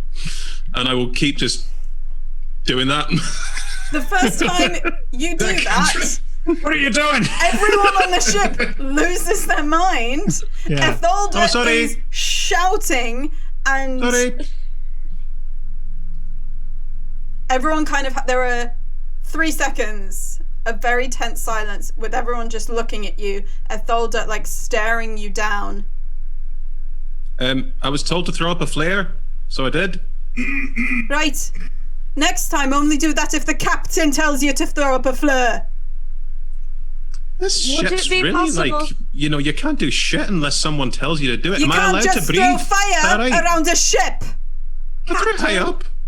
Captain, do you have something that we could, like a balloon that we could float above the ship? And that We're way, not having a party. No, we're not throwing. That way, we're not making loud Phoebe, you're making noises us and look throwing really stupid flares, and right I can now. cast light on a balloon, and then the balloon can float above the ship, and that way, it's not loud noises. I might be able to help with that. The balloon. Captain, would you mind if I went to the crow's nest? Go on. Well, I just One of the more reaches in competent and pulls out Thank you, Polaris. the rope that Wrath The gave rope of Aware. climbing. The rope of climbing. If Aware ties anything to the end of the rope of climbing, it's gonna float because it'll be at the top of a rope of climbing. Yeah. Very true. Galaxy brain content. What would you Galaxy like to brain. attach to the rope of climbing? Honestly, if I'm honest, Chloe, what I'd like to do is reach into my bag of holding and roll a D100 Oh. and see what comes out. Roll a D100. You don't have to roll a 100 to get the magical cronut, but it'll be high. Oh, I don't want it to be a cronut. A cronut's small. I'm hard to I tie a was rope worried around. you wanted to light up a cronut. The holy grail, but it's the cronut. Okay, roll a D100 and I'll tell you what you get. 39. 39. 39, what you get is something, it's not, because we're not in Eberron, it's not glamour weave. But basically, it is like, you know when you can kind of make a basic doll out of a sock? out of like a darned sock. And it's not glamour weave, but it is iridescent. It kind of slightly changes color in the same way that a changeling can. And it is something you were given when you were very young. And it is basically a small doll of a changeling made out of an iridescent sock. Just like a very kind of basic thing that you were given when you were a child. If I see you rummaging your bag for something, I'll just take another potion off and give it a quick shake, and it'll light up, and I'll go, here you go. So I'll hold one in each hand, and it'll be like, shiny potion, Billy Boo.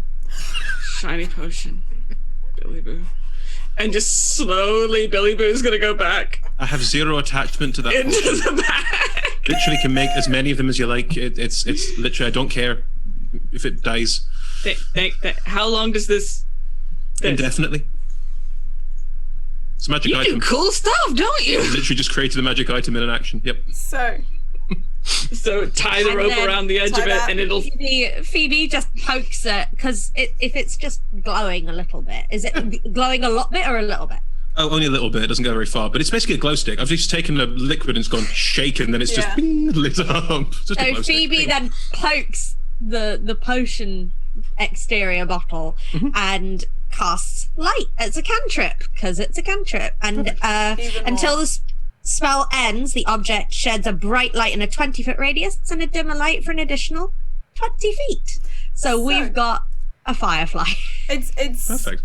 As established, it's kind of about like dusk anyway. So as Aware scampers up to the crow's nest, there is someone who like was in the crow's nest when Tender dimension doored in there, but you bamfed out so quickly from there.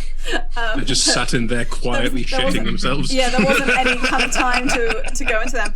But there is like an individual who's up there, gnome, and Aware gets in, is there with the rope of climbing, and at the very top of that, this kind of beacon, which is quite a powerful source of light now that the light is dropping.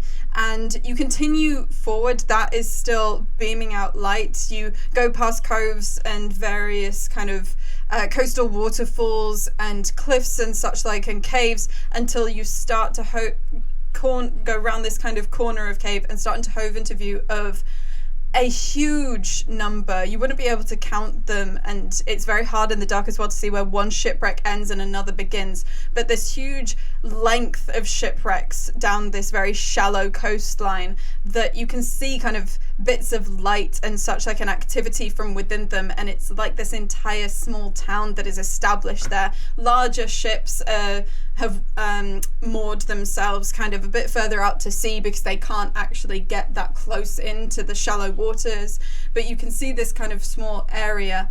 And as you approach Aonte, that's where we're going to take a 10-minute break.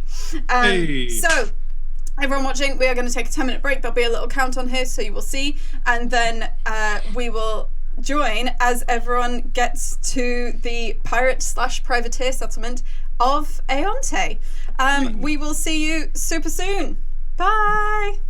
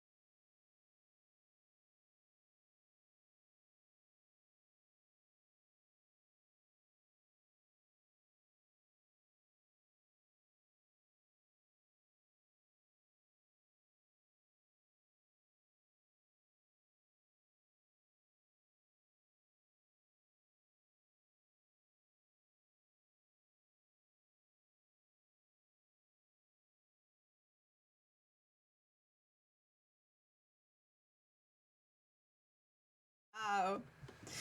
Hello, everyone. We've been talking about different cats in the break, but we will get back to other things like pirates and privateers and shipwrecks and magical items.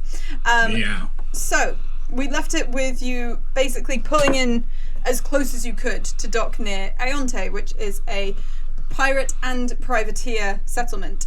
Polaris, you'll be aware of some of the general rules around here. Now, not to deliberately quote a famous film that may be accurate or inaccurate about pirates, these rules are often treated more like guidelines.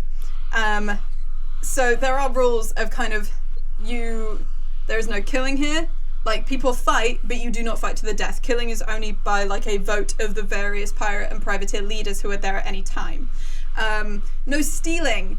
Again, like, little bits of pickpocketing happen, but one of the things that you kind of need in order for just any trade or peace to be functioning in Aonte is for people not just to constantly be taking other people's stuff. It is closed to people who are not pirates and are not privateers. Obviously is going to pose a little issue for some of y'all. And magic can be used, but there are certain areas where either magic or weaponry is kind of left at the door, but that varies from ship to ship and from section to section. For the most part, you're fine to carry weapons on you, and kind of low-level magic is absolutely fine. It's just higher level will draw a lot of attention. So, you pull into Aonte. There's no sign of Ilsmidai yet, but you're not quite sure what part of the sea Ilsmidai had found, and it's reasonable that they might take a little bit longer to see the beacon that you've still got going. The ship drops anchor as close as it can get, and the second of the only two smaller boats that they had is prepped at the side of the ship. Etholda kind of gives a nod. Well, I suppose you want to prep them. We don't have additional papers if you're looking to pass them off as privateers. I was planning on being a bit more direct than that. Right. Tell as few lies as possible when you get ashore here, because by the morning you'll have told 15,000 more, in my experience. True. Well, unless there's anything else you need from us, there'll be a boat. Obviously, anything happens to that boat, it's going to be hard for you to get back here, because we've only got the one. Aye, and Polaris doesn't call out Etholda on it was technically her that kicked it out to sea, because he knows really it was Tender's fault. Etholda, it was like definitely a kind of Tender's fault. unspoken understanding of like Etholda knows also that was like not the smartest thing for her to do, but she was also very keen to assert even a misguided authority over Tender. Yes. I think Tender is still holding the gaze of like, yeah, you do only have one. Do you want us to buy you another one? If the opportunity comes up, it'd be appreciated. I'll keep them peeled. Thank you. Right, well. Hi, Captain. Permission to go ashore. Permission granted. All right, project managers. This way. Are we still going with that? Fine. Inertia. You can climb down or use shape water or whatever to go down to the little rowboat. This time you have not been furnished with a person. Like, it's understood that it's only y'all who are going over, but the Lichtenberg will stay here until you return. As we're going, as I go past Thulda, I'll say, Captain, do you mind and then point at the glowing suspended object that is still at the... Is that alright? That stays there? To be honest, anyone who's near enough here will notice that we've got a massive ship, so I don't see much difference in there being a glowing light on the top. Would you like me to take that down? No, the beacon stays. I thought you needed it for some dragon friend. Elspedi's looking for the beacon. She knows about the boat, but it's dark now. They'll know about the boat. They know about the boat, but it's dark now. Very astute. If they do turn up and we're not here, can you say thanks for coming and we'll see you in the morning? Thank you. Maybe warn the crew about the whole dragon thing. They should probably know that it's a dragon that's coming. Don't worry, they'll be forewarned. And we'll say thank you for coming. They'll see you in the morning. Right. Best for them not to come ashore. They better not cause any trouble. Oh no, they're really nice actually. Right. This is your dragon friend, right? Yeah. Cool. All right. Aye. Puerto Rico Jefferson. For anyone who didn't see the episode many moons ago, they were an Indiana Jones type, and therefore, even though they're legally distinct, Schmindiana Schmones, and even though their name is Ilsmidai, they are referred to by place and common surname. Right. Well, if that's all sorted, give him permission. All right, come on, you lot. And then I just dive over the side. Nice. And then I'm in the side. Tender, we row well. Come on. I think we're still climbing down the ladder, mate. That was too quick. Well, as in, I'm holding one of the oars and I've got the other one. So I'm like, Tender's going to be doing the down rowing. into the water and thinks about doing the dive. Looks like you got a lot of bones that could break there, lad. I'm halfway down the ladder. Tender turns around and starts going down the ladder, but like if I can't keep the captain's name in my head. If Itholder is watching. If Itholder's watching, just eye contact as he kind of disappears. Yeah, I think Aware's gonna look over the side and like in their head go, dolphin? Frog? And then like the showmanship gets cut off with they're not supposed to know I can do that. They're not supposed to know I can do that. And then just like jumps over the side. Okay. And everyone else following down Jimmy and Phoebe.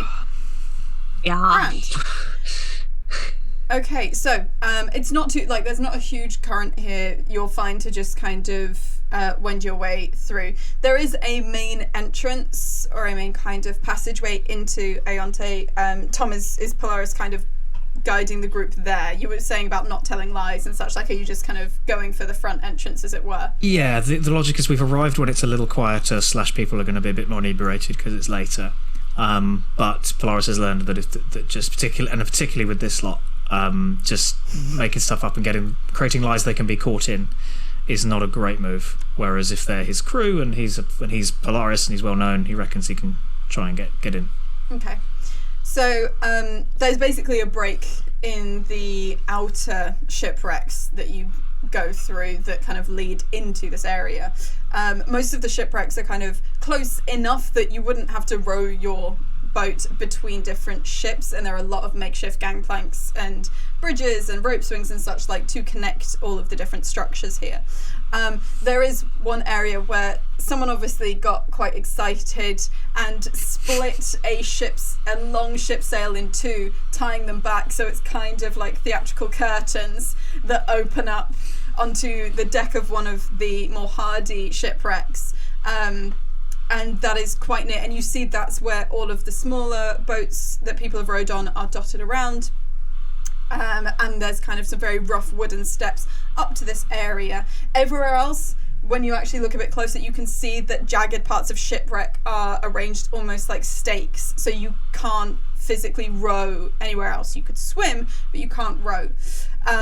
So I assume you're heading that way. Aye.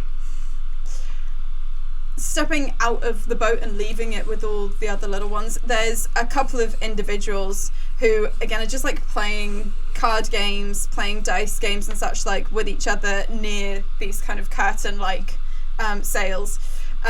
You've got one tabaxi and one human who are just wearing, again, a lot of people are just wearing kind of like quite everyday clothes.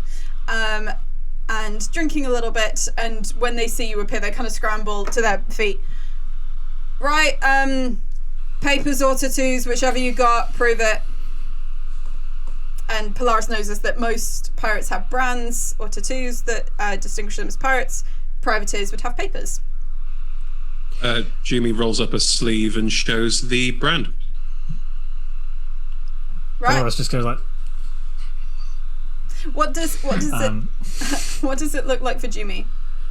I don't know. It was done to me as a way to get into Aonte over 100 years ago. Oh, okay.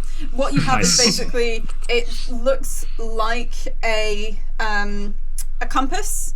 It's kind of like compass, circle, points, and then there is it's kind of a bit muddied over time. Then it's an upside down, well, you can't tell from the position of your arm, upside down triangle, and a paw that looks a little bit like a bear's paw. Bit old. Still good. Well, yeah. I mean, you got it. Doesn't matter how old it is. Aware will reach up, pull the shirt aside, and there's a swallow. When did Aware get that? Or when did Aware see Aware that? can change what their skin looks like. Yeah. Is Aware taking that from something they've seen? Or... Yeah, it'll be from, because they have been on boats before, and it'll be something that they saw that somebody on one of their old boats had. They might not be sure that it's the right one. Yeah, I'm just going to roll for... That's absolutely fine. There Nice is a backup tattoo. plan. Okay.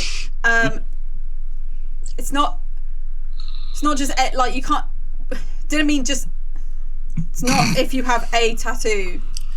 You've got to have that one. Oh, sorry. And then we'll pull it aside, and it looks exactly like Jimmy's. Just gonna... I've got a snake on my back.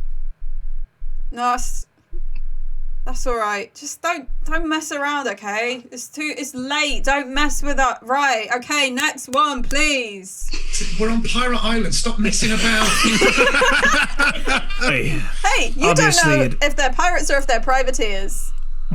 Sincere disappointment. Many, Talk like this so far. many have tried to brand me, but, well, and I just put my hand through my arm, kind of, Yeah, And then I pull out no the, bones. We know you. all right. Still got, and I just like, I flashed the letter of marque thing. I'm like, still got it. These two are with me. They're new recruits. Oh, really? Okay. What ship are you on? To Tender and Phoebe.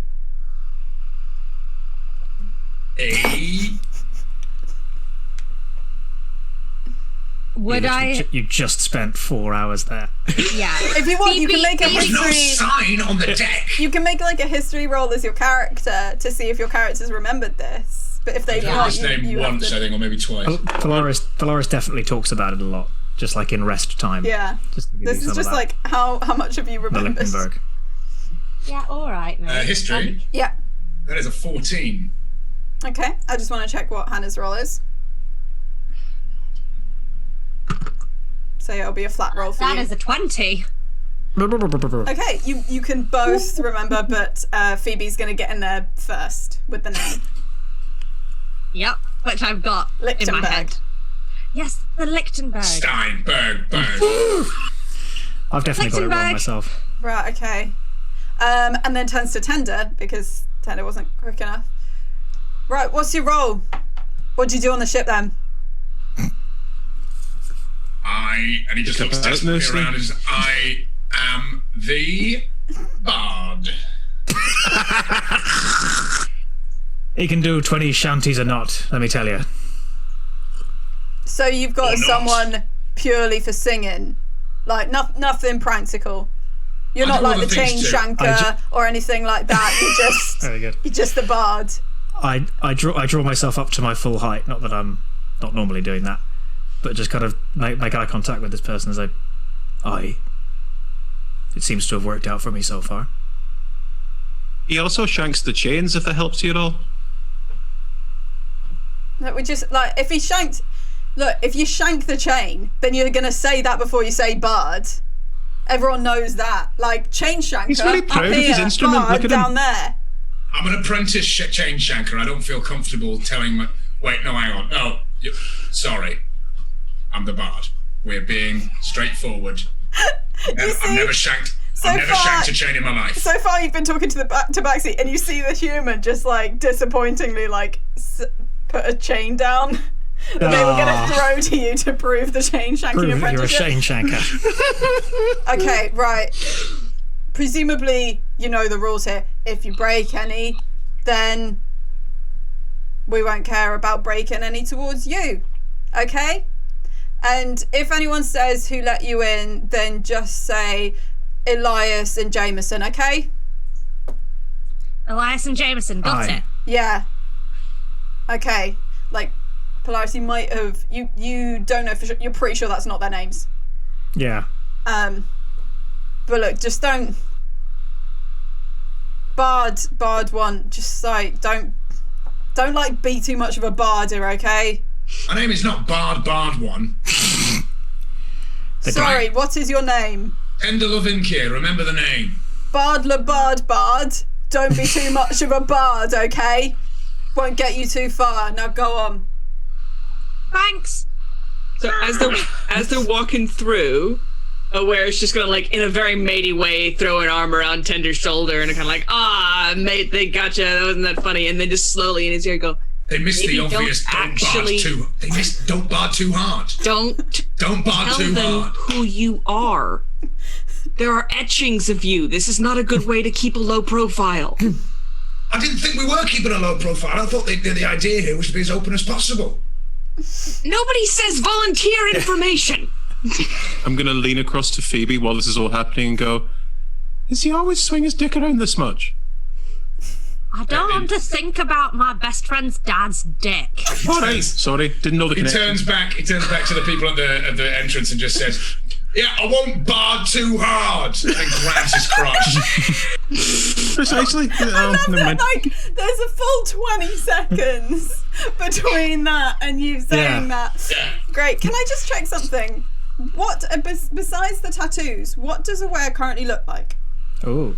Aware is still grey. Okay. But is has for the sake of everyone around them has manifested kind of greyish, like trousers and a kind of open fronted shirt. Like for the sake of decency, they are covered. But like they're presenting as a change thing. They're very much so. But the glasses are still on. Okay. You kind of walk through this out now. Polaris. Who we're going to use for anyone who's not familiar with it. We're going to use the I know a person rule.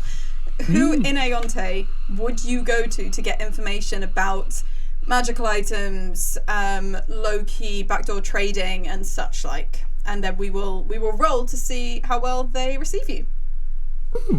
Great. For dramatic reasons, can I say that we need to go looking for the yard, like I said back on the ship? Yes. Now, first things first, we need to go find the yard. Right. I look from left to right. Let me see, it's been a few months.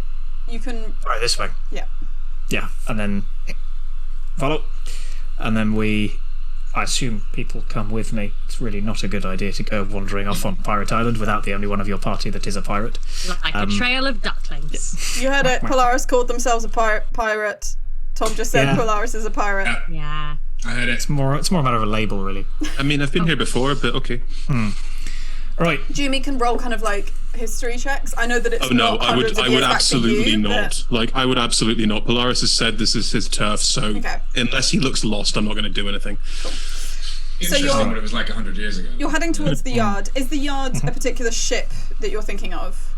Or an area? Well, as we arrive at the thing that I pointed at as the yard, I kind of like stand and kind of I'm looking. I'd like to just look around it and be scanning it. And it is kind of it's like a sort of broken apart ship that is kind of in two halves maybe, and it came aground on its side and it split open. And it's like lots of, and it's quite taverny vibes. It would be fairly bustling at this time, even at this time of night. There's stuff happening, people talking, dice being thrown, maybe some trade going on. And of course, shanty music probably. And I'm looking around. I'm like, well, hang on, where's the yard? I mean, it's 100 years ago, but I could maybe help you find it if you like. The yard's a bugbear, mate. Oh, then I have no idea. Oh, right.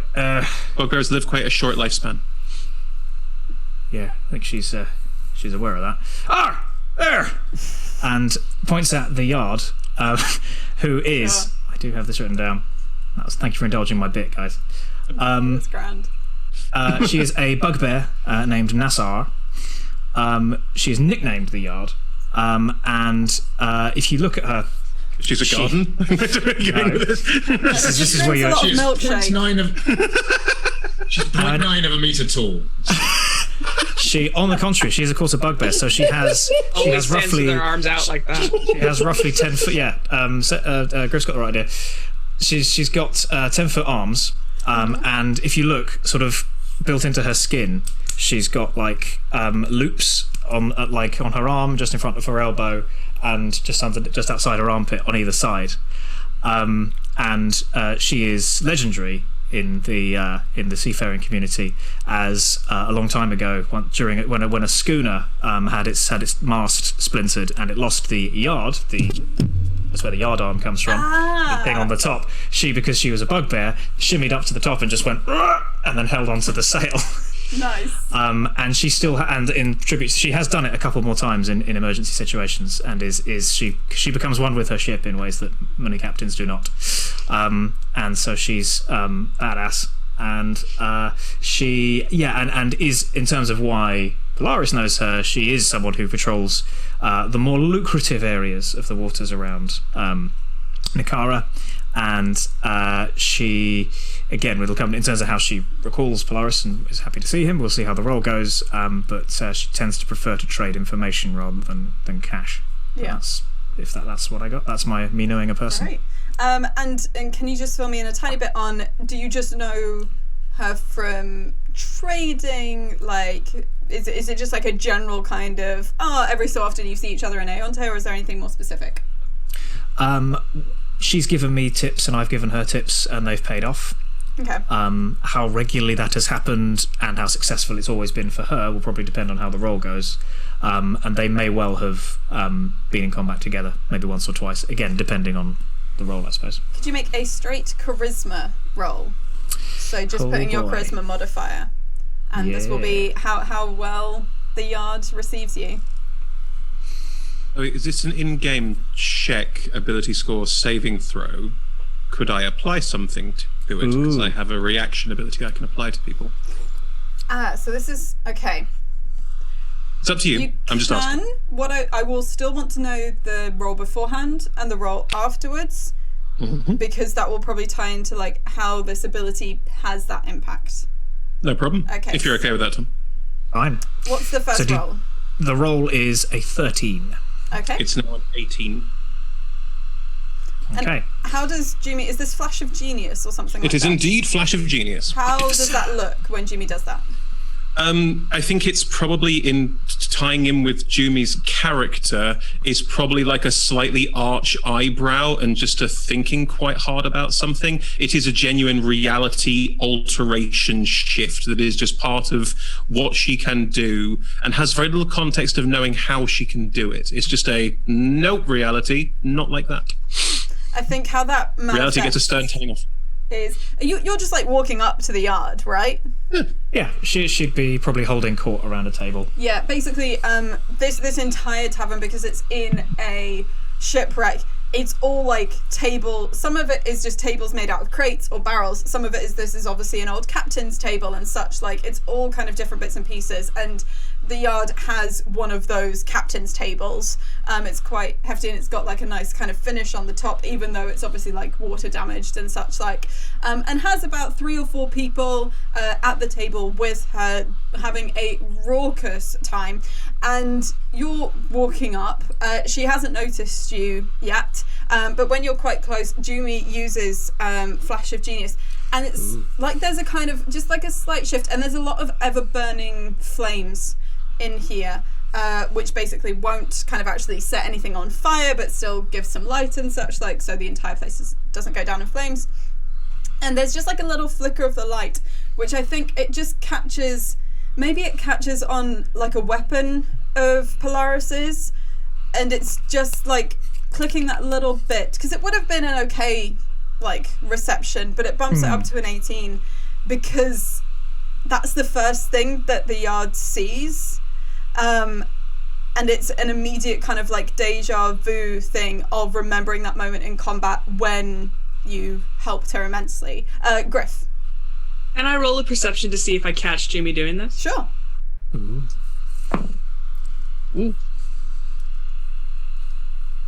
14? I'm not hiding it. Cool. You spot that. And in response, there's just a huge, like, the Yard's hands, as she stands up, they just slam down on the table with this absolute, like, staggering, thunderous kind of thud as she grips the table, stands up, and goes, "Get in here!" And, like, goes over to Polaris and just, like, scoops you in... I'm glad I don't have bones! My God. How long? You know, doesn't matter how long. Doesn't matter how long. Hey, over here, Trish, and just snaps and basically like Trish, who is at the bar, starts kind of getting a few pints and such like. And this is your. These. I assume these are yours. Aye, they're me landing party. Always. Very clever wordplay, Mr. Well, right, okay. 1, 2, 3, 4, 6, okay. Right, sorry, pals, and just like the other people who are sat around the table, like one of whom is like a very pale, elderly female tiefling, and one of whom is like a kind of young male Asimar, and one of whom is, basically reflections of y'all. Are just kind of like. Look, I'm sorry. Like, don't worry, we will come back to that tomorrow morning. First thing tomorrow morning, and tell you what, I'll give you, right, and just, like, searches in her pockets for a couple of notes. Look, that will keep you going, okay? And I'll see you tomorrow morning, but for now, clear. And sits down at the table, the booze comes in, and just sits, right. Who's the names of this landing party? I like that. Well, fellow managers, why don't you... yeah, come on, I Jimmy, can't hello. do this all myself. Pipe up. Hello, I'm Jimmy. Nice to meet you. Phoebe. Jimmy, Phoebe, lovely. Tender's still kind of smarting from the door incident. He's just like, Tender Levinke. Right, Tender by name, but by nature. Come on. Who could be Moody and Aeonte? Yeah, Tender. Come on. Oh, lighten up and drink up. You know what you need? And then just gets up, comes behind you, picks you up. Big old hug and a swing, and then back down onto your stool. Sits back down. Tender, who is still kind of getting used to having a body that was 9 years older than it was. Doesn't You do squeeze you have as hard bones. because is aware that you have bones. Yeah. It's kind of, Oh. that's either fixed something or broken something in my spine. Oh, Well, pleasure to meet you. likewise. And yourself? Looking at Aware. Oh, my friends call me Curly. Curly. All right. Just a slow turn. So, And then it's just going to be a slow turn to look at him and go, Phoebe is like looks hurt. what are you doing here? I didn't realise. I thought you'd jumped ship, as it were. Well, you guys will notice that Polaris is like turning up his pirateness a little bit Really in this pushing bit. that. He's really, he is, and you can't tell how much of it is he actually is more comfortable around here, and how much of it is he needs this to go well. It's a bit of both. Yeah. I know I did. I left the Lichtenberg in very safe hands. You met Ethelda. Oh yeah. I remember. Oh, she's keeping everything ship shape, but I was called upon for. Excuse me, sorry. Anyone who drinks needs to make a Constitution saving throw. Polaris gets to do this at advantage because privateer. Let's mail it first. Yeah. What is it? Just brutally strong alcohol. Non-nat 20. Natural 20. Perfect. 19. Amazing. Don't drink it. Put it back down. Okay. And Wait, one? wait, was that like wait a minute, or was that 1 minute, one? or you've rolled a 1? I rolled a 1, but it had 2, so I'm at 3. It's a Wait, 1. did you Okay, roll it's- around? There's a it's 1, there's a 1. Still a 1. Probably because of your sheltered life, Phoebe is more drunk than she has ever been. In some How that codes, you'd be presents underage. is up to you. But and I think Phoebe is also at that stage where you know this is the most drunk you have ever been. You've barely even touched it.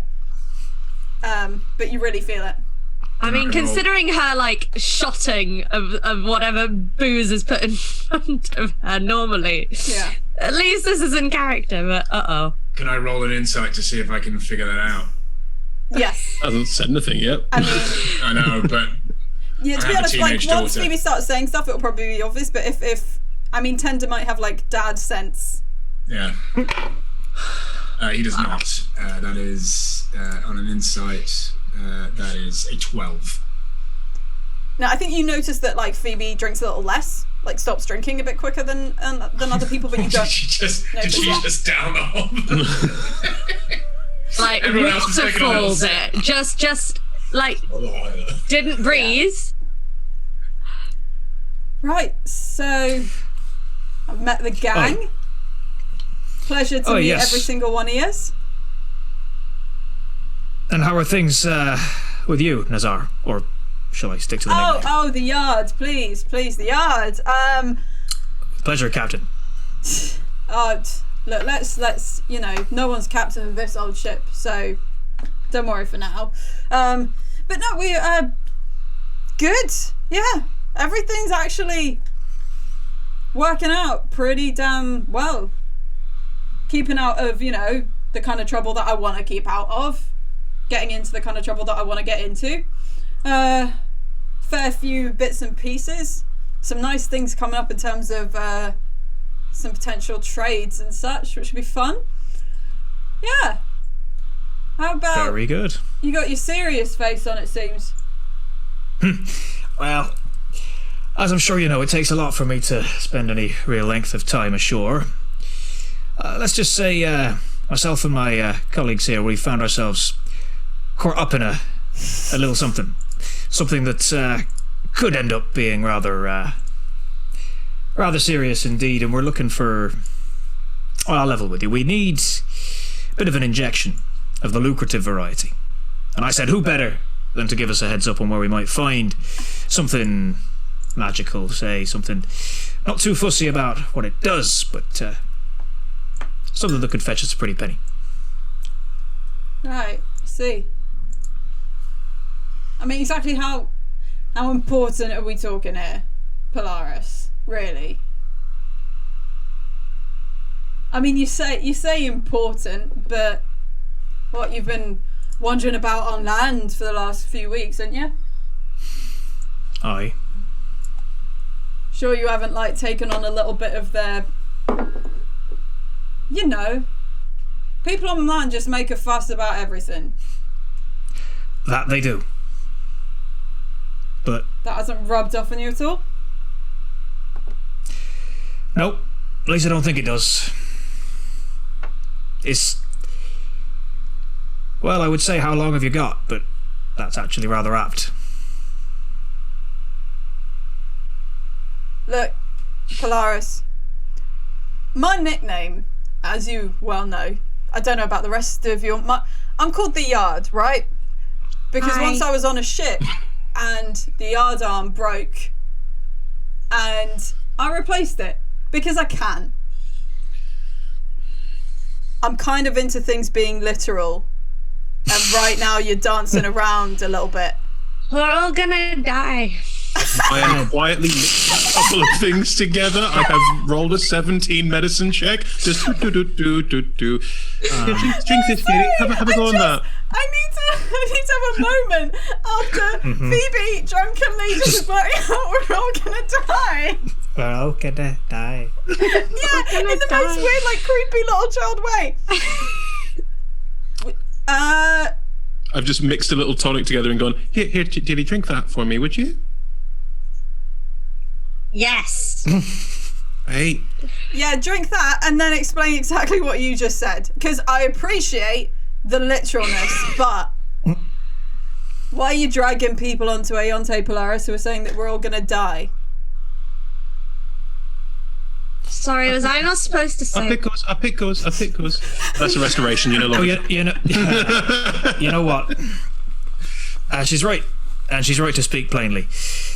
The situation is complicated, and we won't waste your time.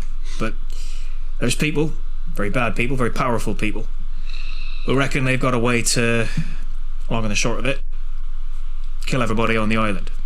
Well, make Now- everybody unborn. Yeah, I count being dead, being no longer alive, as being just the same as being killed. But Wait, there's a load of people who want to kill everyone unborn. on the, No. well, no, they want to kill everybody on the island, but by sort of rewinding time. I'm being literal here, and Okay, if you say so. it's big magical stuff. And now I like the open blue as much as you do, perhaps even more, if you don't mind me saying, for obvious reasons. Yeah, I get it. But if there's no ports, nothing being delivered anywhere, nowhere to set sail for Ramen 2, well, where does that leave us? Don't worry, Polaris. You don't need to explain the importance of death to me in terms of how it affects me. Just being I'm a literal. decent person. Like, I get that death is bad without being told that, you know, as a mother or whatever. Okay, well, look. I'm not saying that you're not above board, and the yard starts to get a bit quieter now, because you are kind of in, like, quite a bustling area, and there's a lot of other noise that's cloaking this conversation, but still. How do I know what you know is true? Now, like I say, I do respect you. It's just a big thing to be coming in here and saying. And exactly why do you need... I mean, Polaris, aren't you... Not to bring it up, because I know you don't like bringing it up, but don't you have some pretty powerful stuff on your side already? I do. In fact, he glances around momentarily. Most of us do. But that isn't going to count for much. Those are the kinds of stakes we're dealing with here. Right. Me at a table with a little group of Undergods. Who'd have thought? It was probably going to happen to you eventually. Phoebe lifts the glass, realizes what she's doing, puts it right the top of fuck the glass. back down. Don't you worry, I've already finished mine, and the yard just takes it.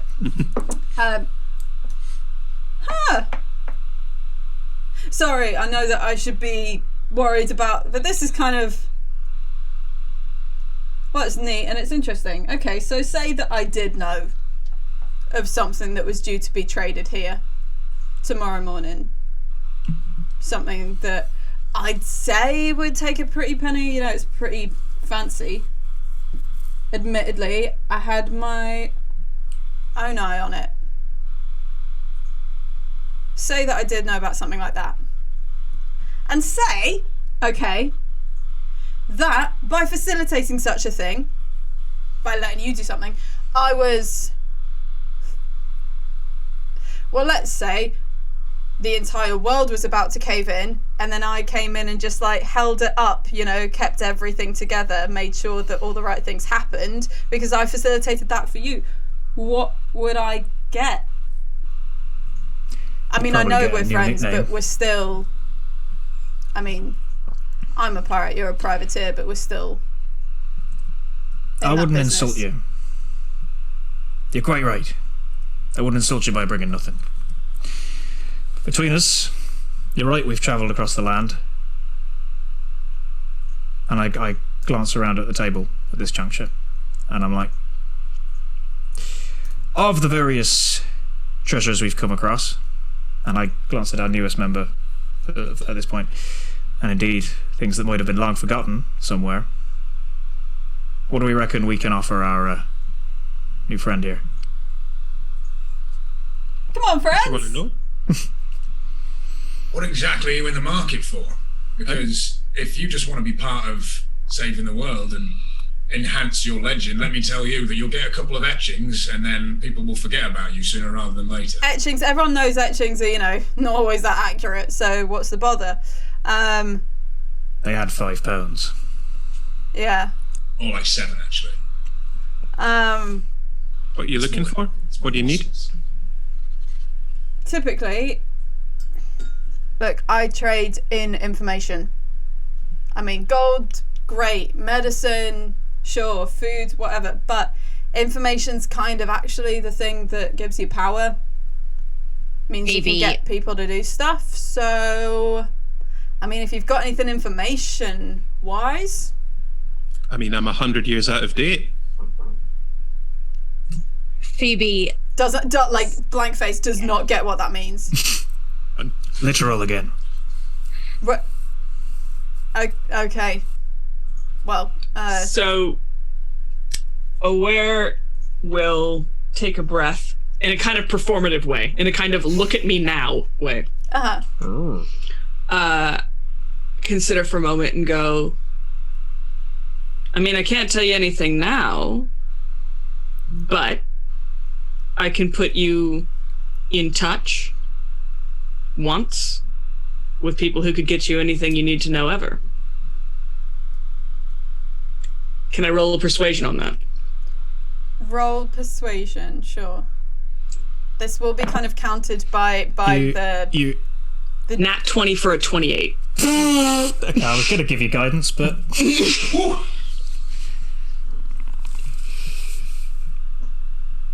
I mean, that's one hell of an offer.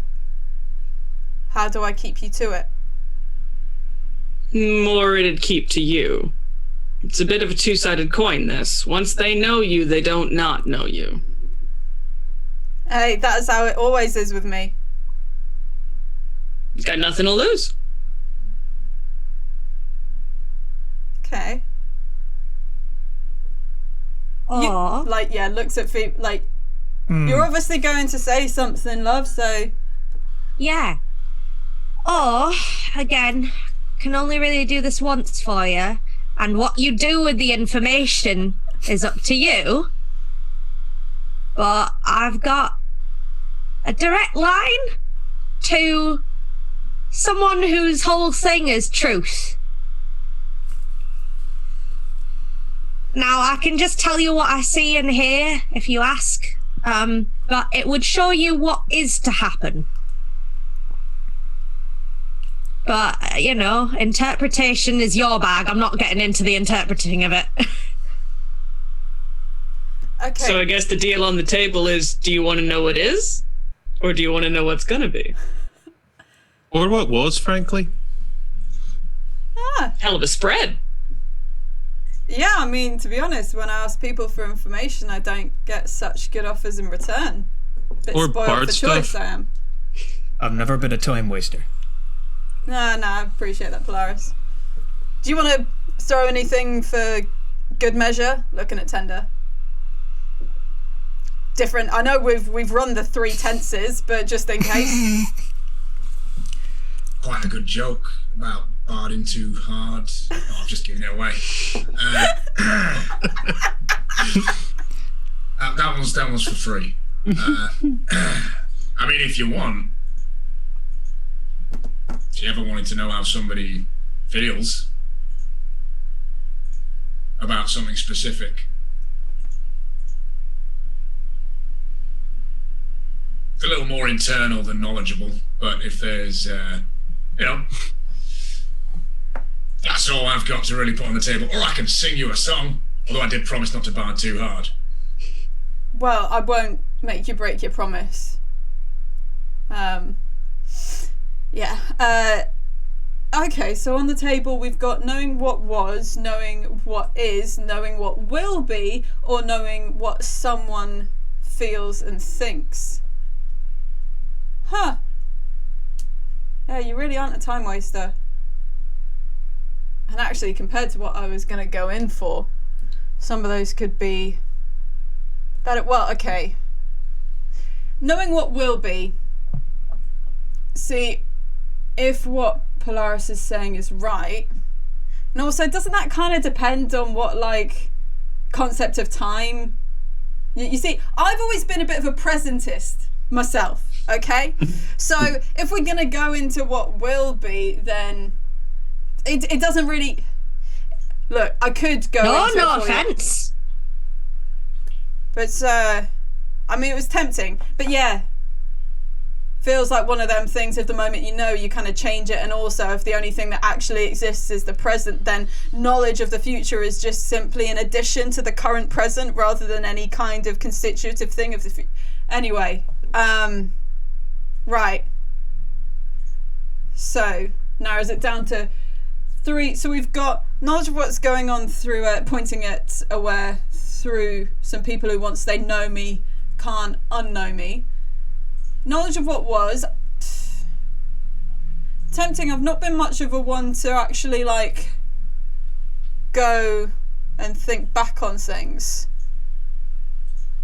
Oh well, you're lost. No, that's all right.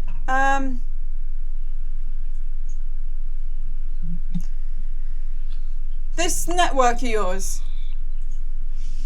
Exactly how far do they stretch? That would be something you could ask. Is that what you want to know? Look, if I'm gonna, I mean, as you can tell, I'm leaning slightly towards you, but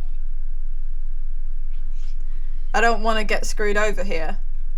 You're allowed one question. I can answer one question. If you want me to answer it, that's fine. Or I can give you a person that can ask you any question you want, but I can't start answering things for free. That's not business. Looks over at Tender.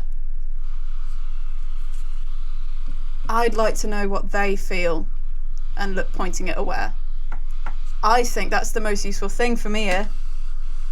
And like as Chloe, am saying that, knowing that it's not you get to know all the secrets, it's you get to know feelings.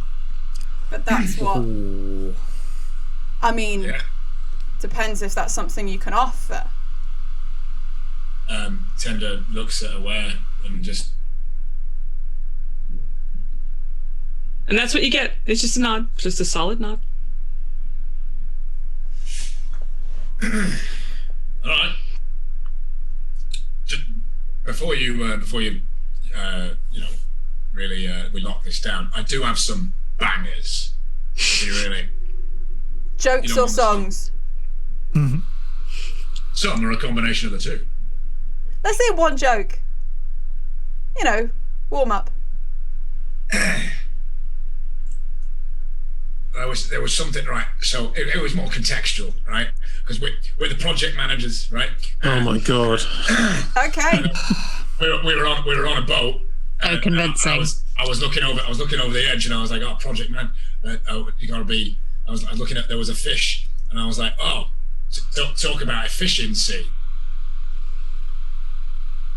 Because we're the So we doing this, or project managers. Please, like Tender. just comes over, like isn't yet kind of doesn't outwardly laugh, but seems to be smiling a weird smile, and just comes back over again, scoops you up, like waggles you around, sets you down, ruffles your hair. You know what? I like you. You started off a bit moody, but now I like you. So, there's an option then? Certainly an option. How about you lay out your side of the deal a little more clearly? Because so far all we know is there's something you had an eye on. Is that all we're getting? No, that seems fair. Have we got your word? Sorry? I just want to make sure we've got your word. I'm assuming word bond. Someone straightforward like you seems like that's the kind of thing that would apply. Oh yeah, I mean, I'm a pirate, but if you're a pirate who's unreliable, it's not too long before you're on a ship on your own and you're sinking because you can't keep anything going. So, Can only be so much of the ship at once. yeah. I see. And presumably only the straight bits. Yeah. Yeah. Okay, and then like dropping down really quiet. There's something that's being traded tomorrow morning. I think it's already on board. Not telling you where until my end's held up. It's a item. Apparently it's a ring, though no one typically actually sees it. It gets traded as a selection of items so that no one can just easily nick one thing and then it's gone. It's called the King's Ransom. Polaris, you can roll history on this. If anyone else wants to roll history, actually, if they've just happened to have heard of this item, because at points it'll have been in pirates' hands, at points in others. Would it have been around 100 years ago? Yes. Old item. So 22. Old 16. ship. Ooh. Okay. 27. Nat 20. What is a nat 20 for you? Because it's a 27. What's your your history is +0. Yeah. Okay, so but both, like anyone who got a 20 or over, which I think is like 3 of you, you've heard of the King's Ransom. It is the reason why you kind of go, oh, this makes a little bit sense as to why the Yard went with what she chose.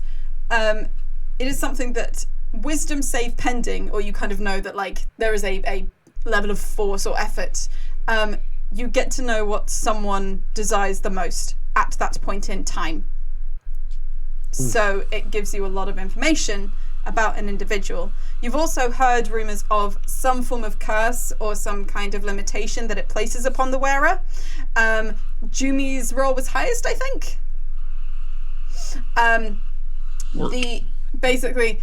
Anyone who is wearing the King's Ransom and using it, when you use it, again, mechanically, you have to roll a d20. If you roll a 1, what that person wants most at that point in time also becomes what you want most.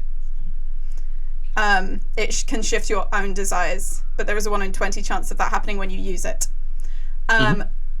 So you know that it is most likely a ring that is often like kind of worn or traded with a lot of other items for security's sake, and it gives you quite a lot of knowledge, and definitely that seems like significant or definitely enough magical power in terms of what you need right now. Just give a little nod.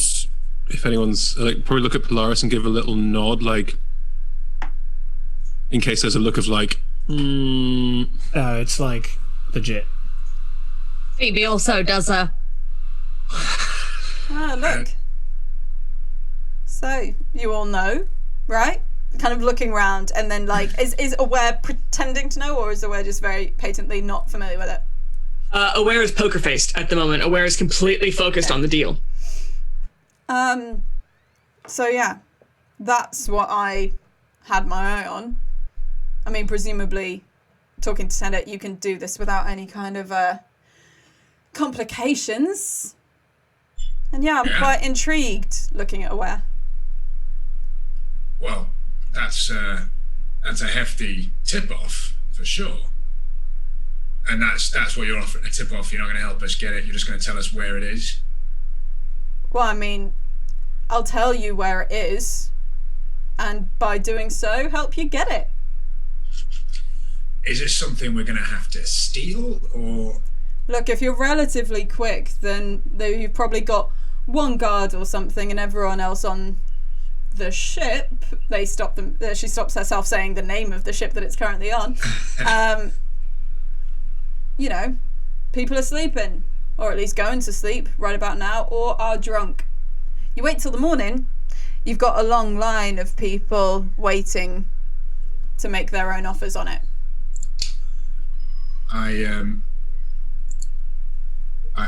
look at Polaris, I guess, and just kind of wait for the nod on the deal. Polaris just glances at the yard again, glances back to you, and just. All right then. Well, just because I don't want to be swindling you, since you're doing us a favor, I'll let you know. If you want anything specific, you're best to say it out loud. If you want any information on specific feelings. Huh. Okay. Otherwise, you might just get bored or something, you know. I appreciate And I think the just tip-off. to underline that, Aware is going to stifle a yawn. I see. Okay, I would like to know how you feel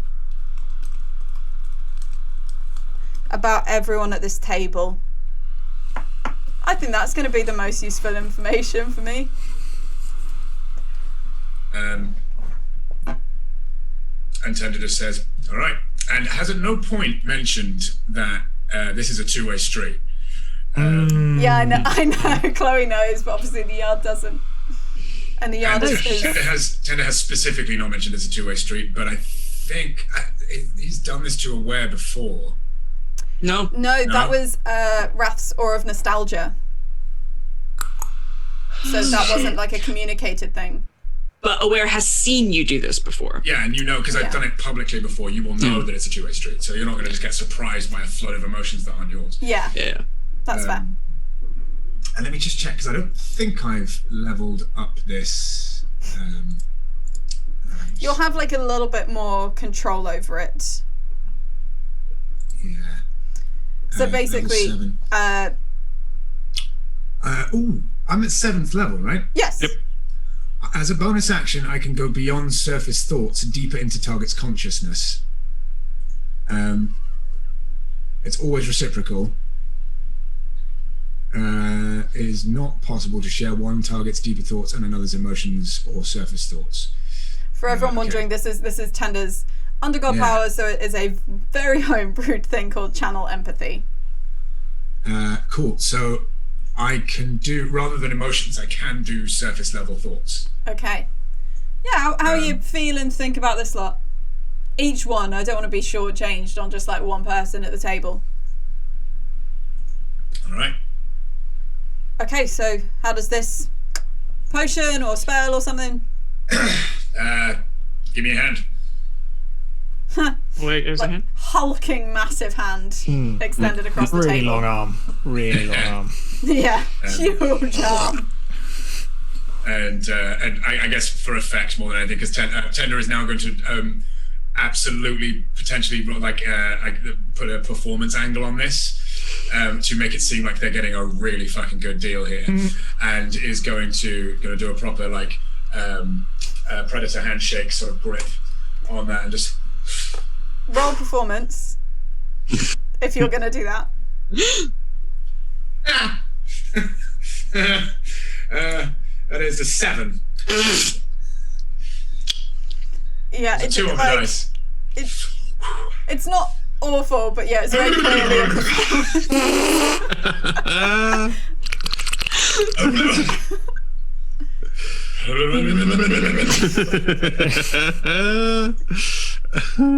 Undergods. The yard is just like looking pretty unimpressed at this point. And the unimpressedness just makes it go further, like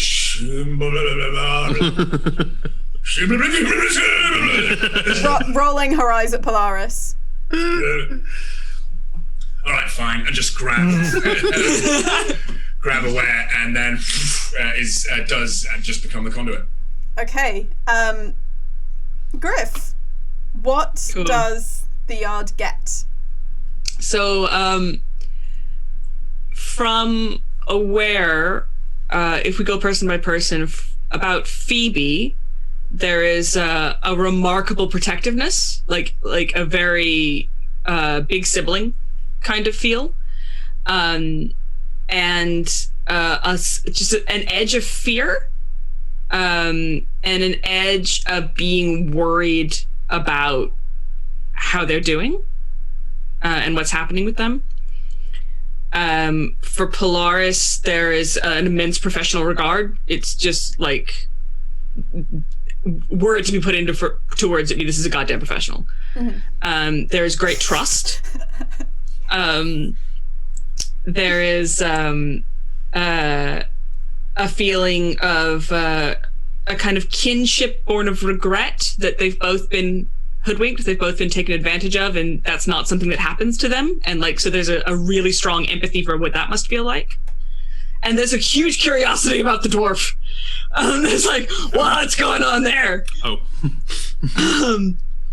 Then for Tender, there's this, again, there's a professional guard, but it comes in a different way. It's not like a by the book.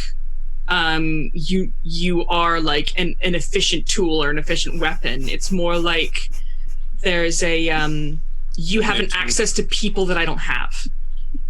It's like a connection to others that I would find professionally very, very useful, but I don't think I have it in the same way, like a kinship or an understanding that I lack. And there's a regard for that, and there's a mild envy of that. There's also a really strong well of affection because of the way that Tender treats Phoebe. So it's somebody that takes care of somebody that I care about. Okay.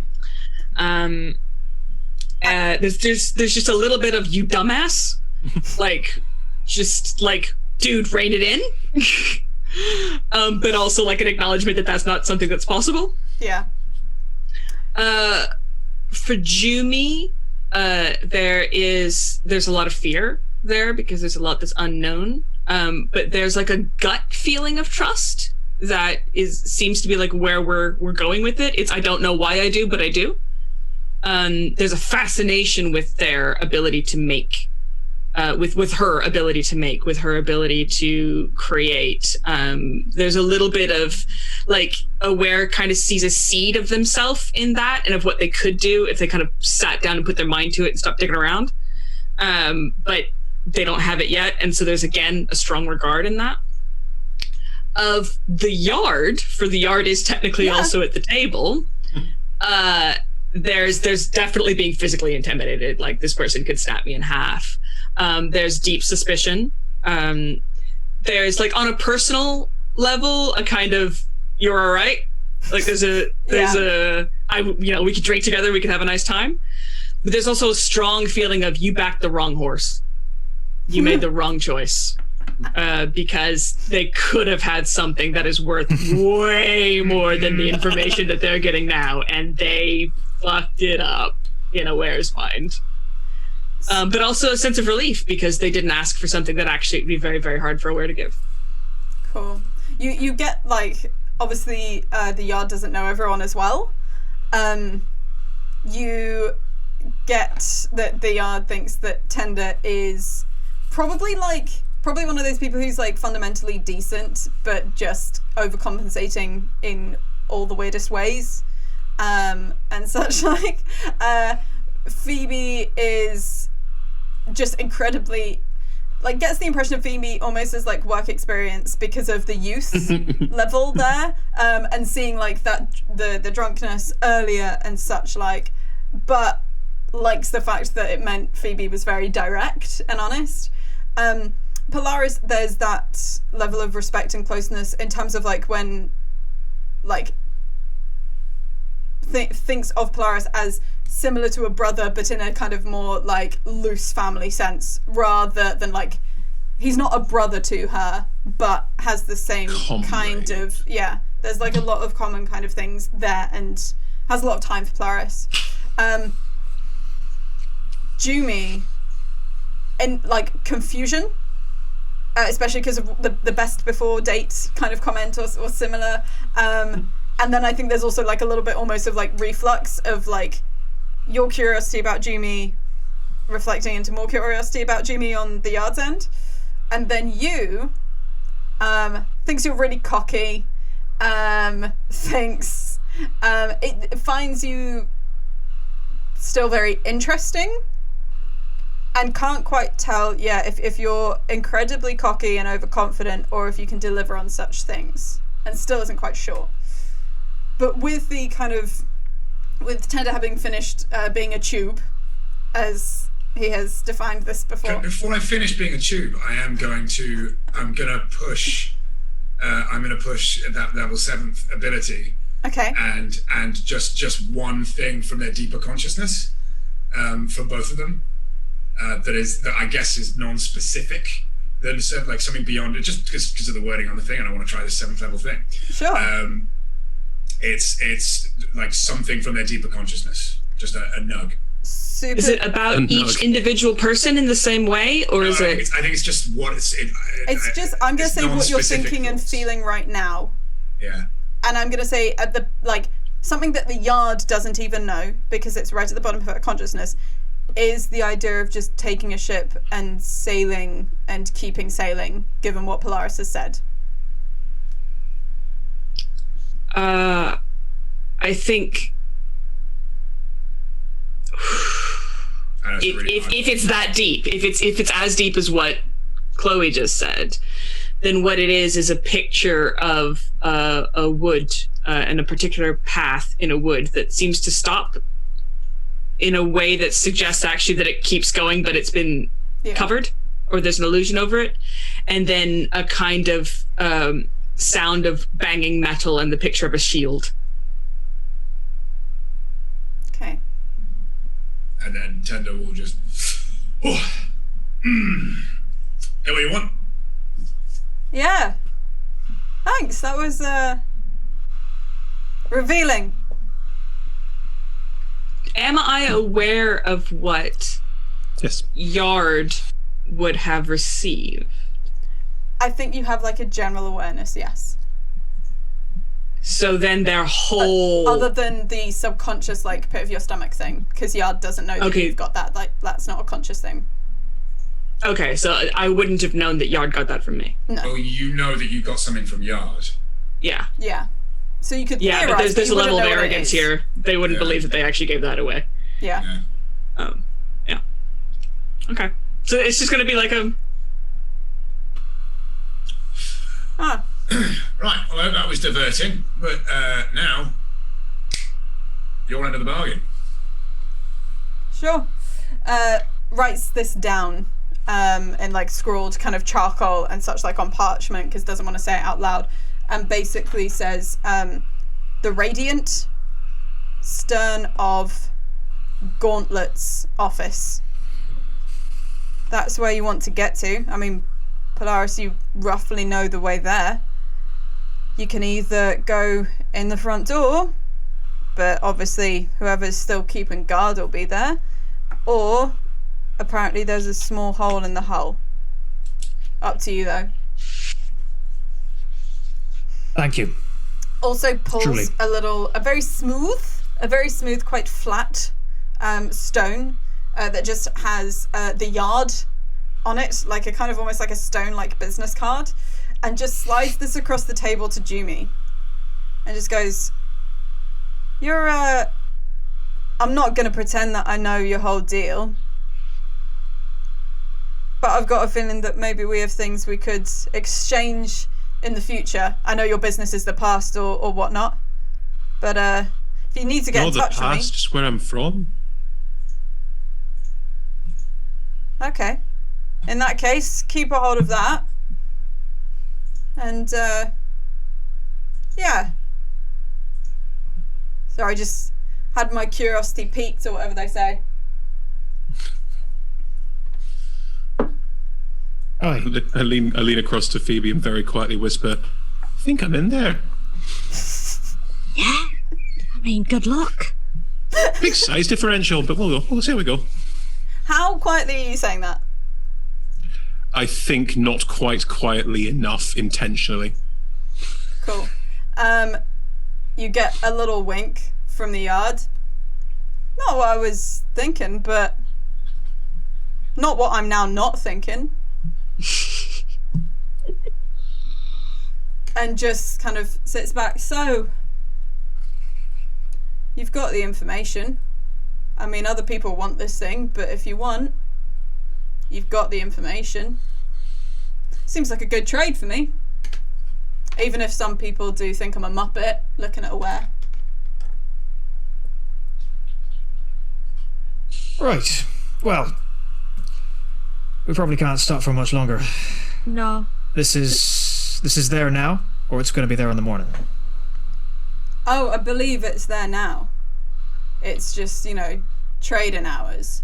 Ain't until morning. Aye. All right. As you know, I like to stick to the rules around here. But if we ain't got anything they'd trade it for,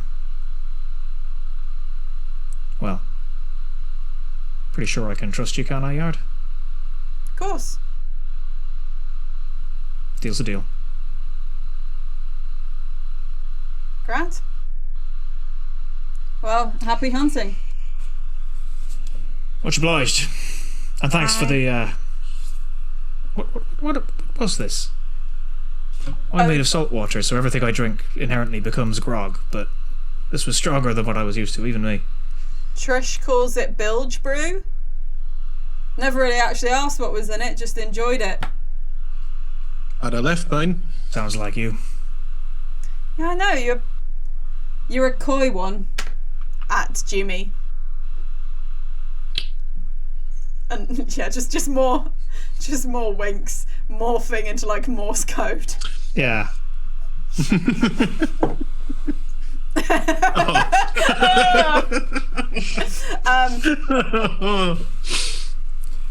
Okay, we're probably going to run like a little bit closer to like 5:20 or something, but I will allow you to kind of head over that way.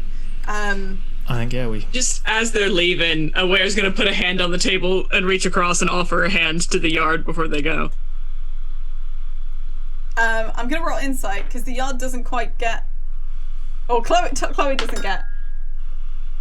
I mean, I can tell you. You don't have to roll insight. If the Yard rolls a 9 on insight, what is this... In what spirit is that meant in? Oh, this is kind of like... It's playful... It's affectionate, it's friendly, but in a way of like two people who have been competitors. Like, it's like good game. Oh, okay. And in that case, it's like, yeah, big kind of monkey grip handshake and like really solidly, really kind of slightly flinging you about with that.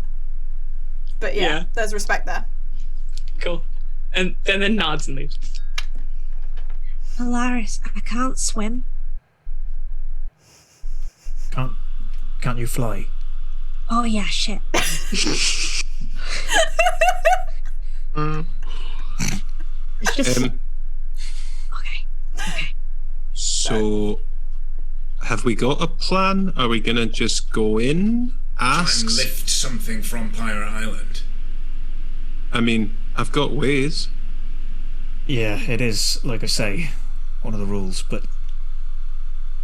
You know, if you needed a way to get inside without anybody knowing you were inside. Go on. Well, I think they're saying they could go inside. Yeah, that was the intimation, yeah. Oh. Could you be something that goes in water and also out of water and could steal things? So, but would you have to have arms, prehensile, like opposable thumbs? I thought maybe I could get in and then tell you what's there, and then we could go with a further plan once we have reconnaissance. Go in as a big crab. Jimmy will Big crab. gesture. Snip. Go in as a big crab. Go in as a big crab. Jimmy will gesture to her homunculus, which is just part of the alchemical equipment. This one can fly, not exactly go invisible, but I can make him very small and very unobtrusive. Used it before. Are they in a place where they can be observed? Yep, I was just assuming that kind of like the Yard had started inviting people back to the table and such, like, and you're kind of hovering in this tavern. Okay. Like you can kind of like move to some outside spaces. They're a little bit quieter and such, like, we'll so move you're down kind of the just beach. on the top deck of a ship. If there's a corner we can get to where we're not going to be observed comfortably. You can shuffle and have like a little bit more privacy. You're now like, it's open air, kind of bright moon coming down. It's very late at night. Aware will hand the bag of holding off to Phoebe, and then go become a rat. And then the rat will kind of shrug and then become a spider. And the spider will kind of shrug. And then I think we'll try Weasel and then decide that Weasel doesn't work and stop. Telling you, crap. And then go into a crab. And the crab will kind of gesture, does this really work? Like a big crab, like a larger crab. And then back to aware. Terrifying spider Chris, crab. I have a question about Jimmy's homunculus. Is the homunculus like sentient? Is it like responding and able to see the things around? Yes, it is effectively like a familiar, like an enhanced familiar. Cool. If you want to say anything, like, I'm happy for you to kind of take over the role playing of that, or I can do the role playing of that. It depends. I'm very happy to play my moving alchemical equipment. Yeah, sure. Cool. I just wanted to double check like the level of agency the homunculus had. Okay, so I think people would notice a crab. I'm just saying, rat probably makes more sense on a ship. Spider, most people wouldn't see. If we want to go with homunculus, that's fine because they've got hands. Then, sort of. I mean, why not two? If we both go in, and I'm not going in, but if my friend goes in and you go in at the same time, we could help each other out. I can also cast spells through them. that sounds handy. I mean, what I do is I pour potions into one and it comes out the other. It's quite clever. What you're saying is we could get in and out of there without implicating us at all. Aye? Just a rat and a bunch of equipment. Well, it's like one little bottle with a long spout. A rat and a spout bottle. That's great, and that way we're not ruining Polaris's professional reputation. I mean, there's the slight chance that I could get killed, but other than that, Well, if you were a big spider crab, you'd have armor. just saying they'd notice a big crab. Okay. Also, if you And get stay hurt, away from then it. one of the main things I tend to do with this little person is to heal people with it. Now that would be very handy. What are you going to do? You think, P-Dog? Might be the worst nickname we've ever given Polaris. Horrible, You think P-Dog. P-Dog. He looks sideways. No, you just think? trying that one out. Opo? Kind of a bit like Sea-Dog, you know, but That works a lot better on a number of levels. Hey, it's not a dog pissing. Right. I think we give it a go. The small things going in, and then, ideally, they'll remember what the yard said. It's being traded as part of lots of other things, so it ain't going to be a matter of finding some big glowing ring that'll be easy to spot. Yeah, but you know what it looks like, right? And gestures to Jimmy. I do, but also my friend can identify things. a useful I want a little friend trinket. like that. Very handy. Hell yeah, this class is amazing. Sorry, I don't know. All right. Then all right, over to you two. Those of us who can't be going in, I suggest we take up watch positions. Again, try to hide in plain sight. If someone sees you skulking around, they'll assume, well, you're doing probably something like what we're doing. Well, Most why other don't people- you pretend you're teaching us about, well, not pretend, actually teach us something about ships? Or Cards. seeing as we're cards, seeing as Shanking we're... chains. Sure. So, in terms of location, basically, the Radiant is a kind of pirate-led ship in Aonte. You basically can walk towards it without all of you having to go on it by going through various kind of like rope and wooden bridges slung between different ships, and then kind of going to the end of a ship and then just jumping onto the tip of the next ship and such. Like, it's a little bit wobbly, it's a little bit wonky, but you can kind of make your way because Polaris knows which ship is which. And those of you who want to take up kind of lookouts, you can on like a neighboring ship or so. You'll be minimum 45 feet away if you don't go onto the Radiant yourselves. And there's a couple of different ways onto the Radiant. Again, the Radiant is kind of like half of the original ship, and there's kind of a lot of like, at one end it would be entirely open if it weren't for loads of detritus that's kind of crushed in, so there's some holes there that you can get in, or there is like a very formal walkway with an actual entrance door. So are most of you keeping watch at a distance? Okay. You can see from here kind of a few windows with lights and such. Like, it's a bit hard in the darkness with the adjustment of the bright light inside to see what's in there. Those of you who are going onto the Radiant, where are you going? Are you going through the front door or essentially sneaking through a kind of back entrance? There's a hole in the hull, then hole in the hull. I mean, it's up to you, but... any ship that's at dock is going to be tied on. Like, you're going to have ropes leading to, which is how rats get on ships. It's a shipwreck. All of these are wrecked ships that have been kind of made livable in. Just rats roughly. Can swim, though, to be fair. Yeah.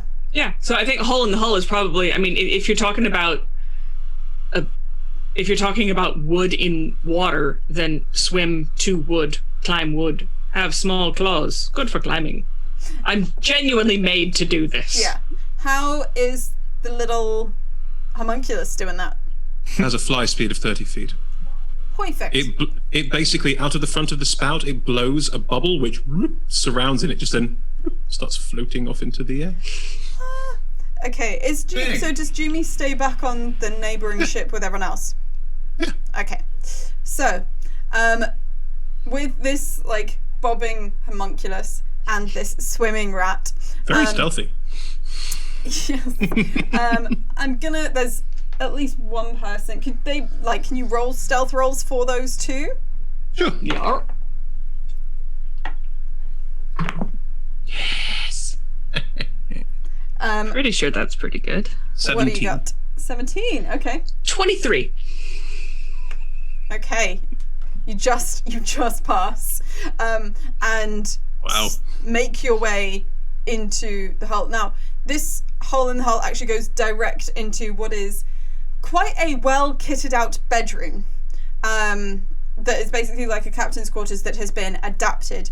You can see a tabaxi sleeping on a bed, which is kind of a 4-poster bed, but you can also tell that it's just bits of flotsam and jetsam that have been propped up to kind of create the shape of a 4-poster bed.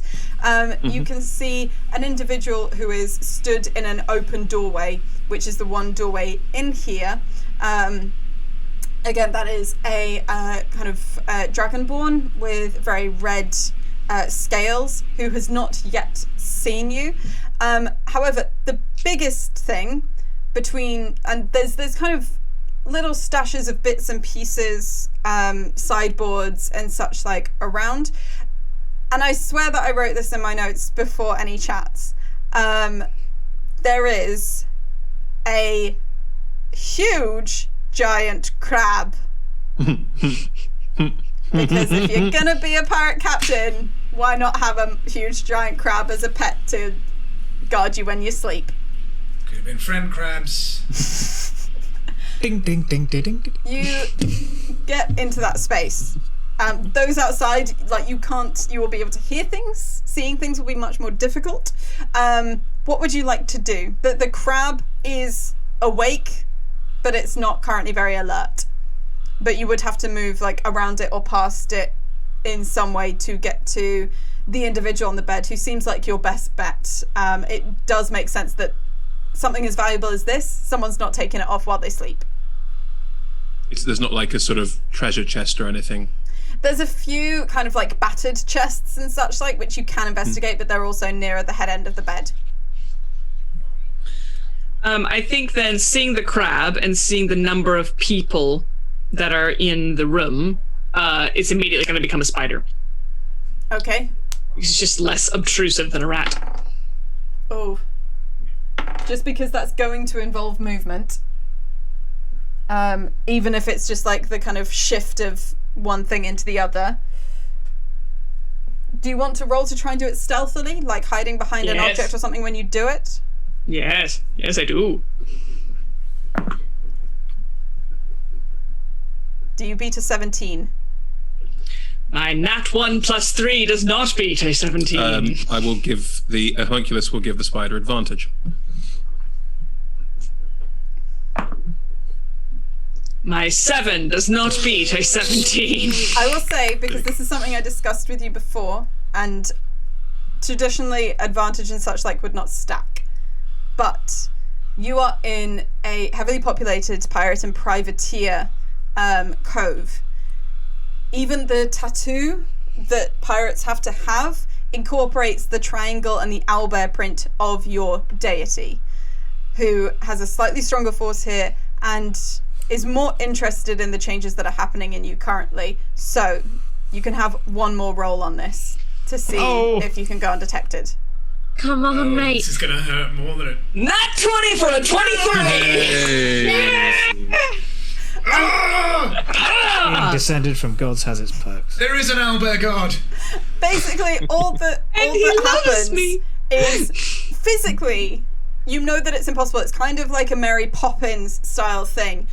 Just like you see one of the slightly weird treasure chests, like just hop up a little bit and there's like an owlbear's face in there as if they're going like, oh, what's happening in here? The top of the lid, it knocks something off of the lid. That rolls along the floor. That hits a book that was in a corner. That then kind of, that just tips one of the floorboards that's in the room, and that just kind of gives a little bump up the backside of the giant crab, and the giant crab briefly looks back to see what's there and misses the fact that you change. Because of your god. But that is the one that you will get from your god, just like randomly going, oh, what's happening in here? So My god's the best. And totally misses the floating alembic, just bloop, bloop, bloop, bloop. yeah, the homunculus is like still there and trying soups hard. Right, you've managed to change into a spider. We still have the homunculus. What would you like to do?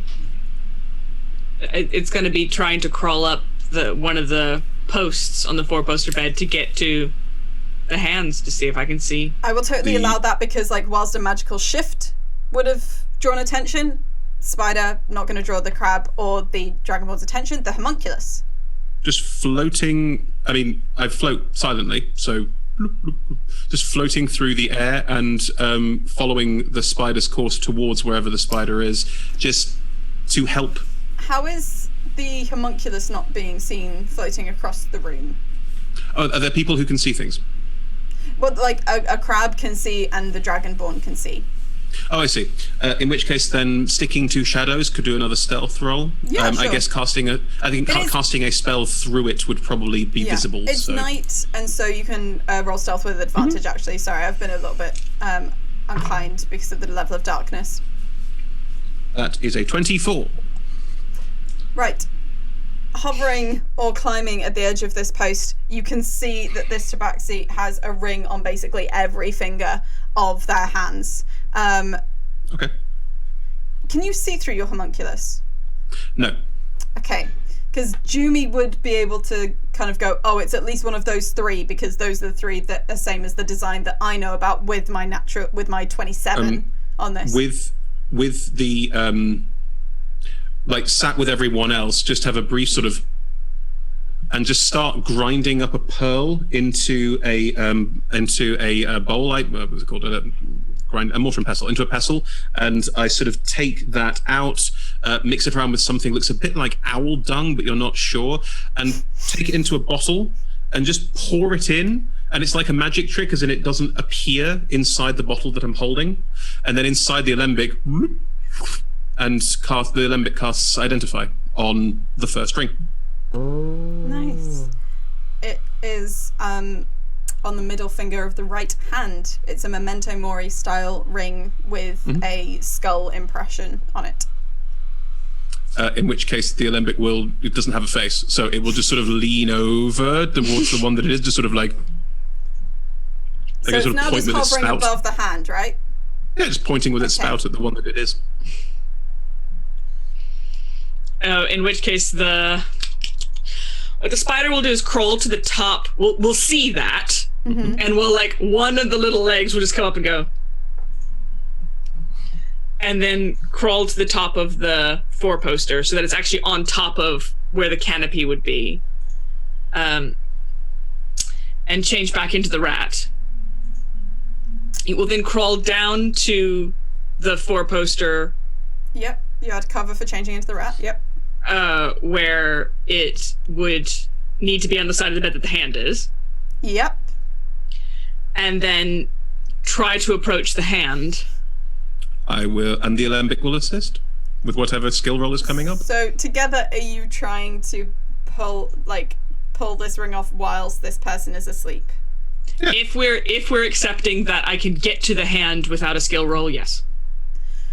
I will allow that you can get to the hand without a skill roll. The moment you start trying to manipulate something on this sleeping person's hand, then there will be rolls to see how subtly you do it, both for the sleeping person and for the individuals in the room.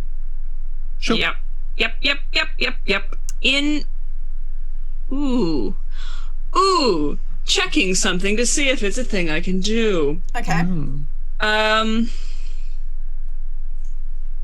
Is the whilst like Griff's checking the homunculus, is there anything in particular you want to be doing in terms of how the homunculus is helping draw that off, or is it just a kind of mundane physical action? There's no, I mean, it's only touch spells, and I don't have a huge number of them, so it is more of a. It has little legs, like it has a little tripod legs that are slightly articulated, but it doesn't have arms.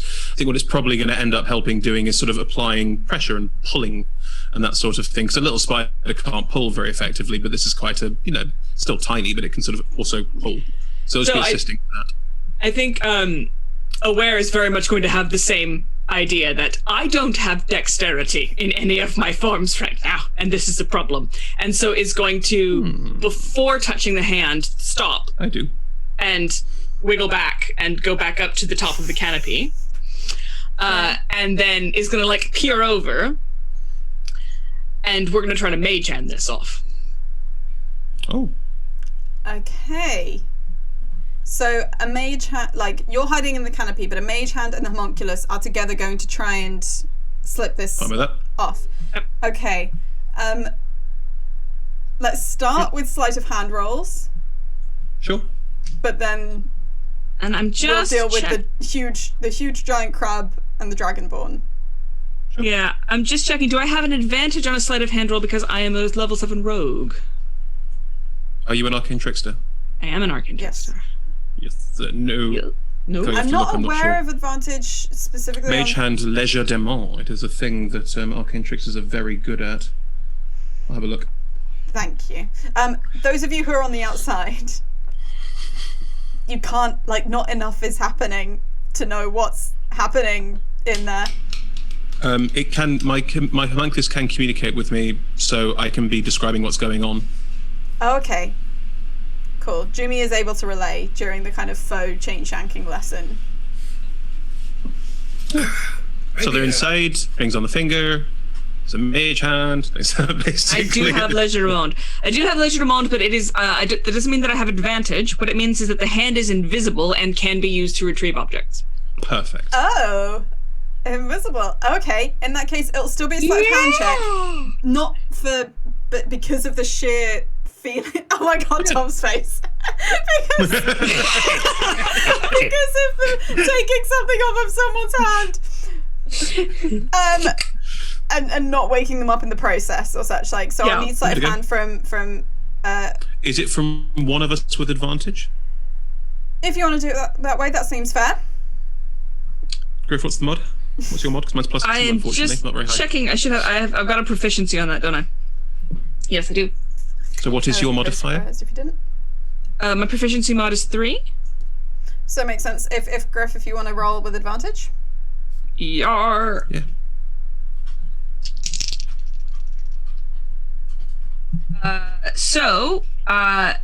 With my plus 3, that's a 21. Okay, I'm just gonna roll. Basically, kind of the way I do certain sleeping things is con checks to how light a sleeper they are, how likely they are to respond. That is a 19. So you are slowly managing to take this ring off. However, there is movement. There is now a homunculus who is more central to the space. I'm going to do 2 fresh checks for the crab, for the Want me dragonborn. to roll another stealth check, or are you happy with the last one? Could you roll a fresh one, please? I will say this, one of them was a nat 1. Giant enemy crab. The other one was a little bit higher, so do you beat a 16? 19 plus 5. 16 is outrun by 19. I think it's kind of see-through, so it's hard to see what it is. Also, the bubble like warps. It's hard to see what it is. Also, like the Dragonborn is a little bit distracted because piece of world lore we didn't get to. It's one of Tender's exes, and she's just heard that Tender is in Aonte, so it's like a little bit distracted by some information. Sorry, just like to throw that in there because like it was something we chatted about, but we haven't. Hey, did you hear Tender's in town? Oh God, no, not him. Tender the vampire. You know, he barred so hard. They'd be kind of jazzed that I was in town, I imagine, because they don't know me now. Oh, they think Yeah, you're they really knew you cool back when you still. were Yeah. cool. Yeah. So she's a little bit distracted, and the crab is, it's a huge giant crab. I'm using the Before we official leave- Its own language existence there. The distracts stat block is itself. called huge giant crab. Okay. Does a crab have a name, please? Crab C. Nesbit, because that was a very good suggestion made on Twitter, and I really appreciate Crab C. Nesbit. So that's what Gauntlet, who is the sleeping tabaxi, calls the crab. You managed to slip the ring off. It is held within the mage hand or by the homunculus, whoever prefers. Yeah, if it's easier, I'll just take it and go. And you are able to incredibly quietly, because Aware is able to change back into a spider or such, like if they want to. You kind of crawl out. Everyone is having bits and pieces relayed by Jumi, and it is the most well executed plan to date that you'll have carried out. As you slip off the king's ransom, presumably just carrying it. If any of you ever put it on, then there will be things we have to deal with. If anyone puts it on, Jimmy's going to be there going, don't put that on. Like, it'll just be that quick. It'll be, no, it's bad. You manage to get back to the ship where the others are waiting with the king's ransom, and you all hear something odd in the back of your ear, and it sounds like wings. And that is where we are going to stop today's episode of Undergods. Thank you. We're going to run like a couple minutes over just because we're going to do like kind of cooldowns. Ellie, who has been moderating everything, thank you, Ellie, for doing that. And a shout out to Flintlocks and Fireballs, who Ellie is a part of and is wonderful. So Ellie's going to send me the details of people in chat. And after everyone's done some little plugs, we will do the giveaway of this super cool dice bag. But just before we do plugs, thank you so much for watching. We do this every month, and we also have a weekly slot from 6 to 9 p.m. BST, which is streamed on here and on Twitch. .tv/D&D as well. We are currently coming towards the end of Corrupted, an Icewind Dale kind of Rime of the Frost Maiden style adventure, which Chris is DMing. So if you want to kind of catch the kind of climactic bits of that, then do tune in. You can support us by following us on socials at Adventures250 on Twitter, and Adventures Wanted everywhere else, shouting about us and telling people if you have enjoyed the shows and such like. You can support us on Patreon, which is patreon.com/Adventures Wanted, where you can get homebrews and different bits and pieces on there. And so check that out for the different rewards that we have. You can also check out any stream that we've ever done on YouTube. These all are recorded and then go to YouTube afterwards. Where you can see a huge number of different things, some D&D, some not. Nice big variety. Keep an eye on our socials because we've got a lot of cool things coming up very shortly. I believe that's general things. Thanks again to our sponsors, Ultra Pro and Hero Forge. Thank you also to our supporters, the Thornless Rose and D&D Beyond. And I'm going to quickly throw to these lovely talented people to give shout outs and plugs for anything else they're involved in.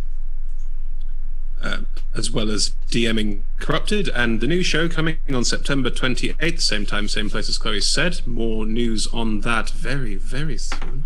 I am also working with a company called LFM, the LFM Network, and they will be streaming a Dark Sun campaign from I believe it's in October. They're still working that one out. We started recording, but it's going to be streamed from October, and that is again more D&D, but D&D old school with updated to 5th edition. Big intrigue, big politics, big battles on a sea made entirely of sand. So come and join for that. I'm not quite sure at the times, but if you check out my Twitter, it's @Chris Hislop, or check out @LFM_network. You'll find more there as well. I have I got a number of things, but I will plug one thing specifically. I will do the Agent Venture game, which I also run. If you're a fan of games, I and a bunch of other very, very talented individuals run a thing by a company called The Adventure is Real, where you take on the handlers of an agent named Agent Venture. You can either play the hacker, the navigator, the researcher, or the communicator, as you infiltrate the BAD corporate tower to try and take down the infamous CEO Jay Bozo, and hijinks ensue. It's kind of an escape room-ish online adventure with a lot of role-playing elements in there as well. So yeah, check out the Adventure is Real or Agent Venture on designmynight.com. Follow me on Twitter @TheSarahGriffin, or on Instagram, Griff, GRYPH, The Griffin. On those, you will find that I am soon updating about things that I will be able to talk about soon, but can't talk about now because they're that exciting. So looking forward to that. I'm Hannah. Please follow me on Twitter @CholahOutLoud, CHALLAH out loud, because I'm Jewish and I tell jokes about bread. Yeah, if you follow me on there, you'll see me do all manner of things, poetry related, games related. Yeah, Thomas the Tank Engine jokes. I've got to keep an eye out for those. Yeah. Yes, if you like games and or you miss going to the theatre, you can go to jurygames.com and explore our first game that we're doing through that, called Jury Duty. It's been very well received. It's been running since May. In short, you are part of a Zoom call that is made up of you and your fellow audience members being a jury, and you have to interview the defendant, often played by me, and compare it with the evidence that you have and work out exactly what's going on here and who may or may not be telling the truth. It's been really well received. We just had a lovely write-up in the New York Times, of all things, which has exploded us somewhat in the States, which means we are now doing more shows in US time zones. If you are watching at in a part of the world that means getting up in British time is not great for you, please do get in touch. We can make arrangements for that now. So that's at jurygames.com. You can find all the information about Jury Duty. Cool. I'm going to very quickly plug rollflipdraw.itch.io, which is where I make and publish tabletop role-playing games. Like a lot of zero prep stuff, and very soon, as soon as I can, I will be publishing a game which is about trying to steal the time travel machine with the help of your future selves. So with that, I've rolled for it, and keep an eye out in your whispers, your Twitch whispers, because this is how we get in touch with you. But provided you've got a UK address, Zara_Impala, we will be sending you this beautiful bag. Thank you so much for watching. I think the only thing left to say is, like, have a lovely rest of your Tuesday. Do join us next month for the next Undergods. It will unfortunately not be on the first Tuesday of the month, and we will give updates very soon as to the date, but we are reaching the kind of super cool end game of what's going to happen with this world. So thank you so much for joining us, and we will see you soon. Bye.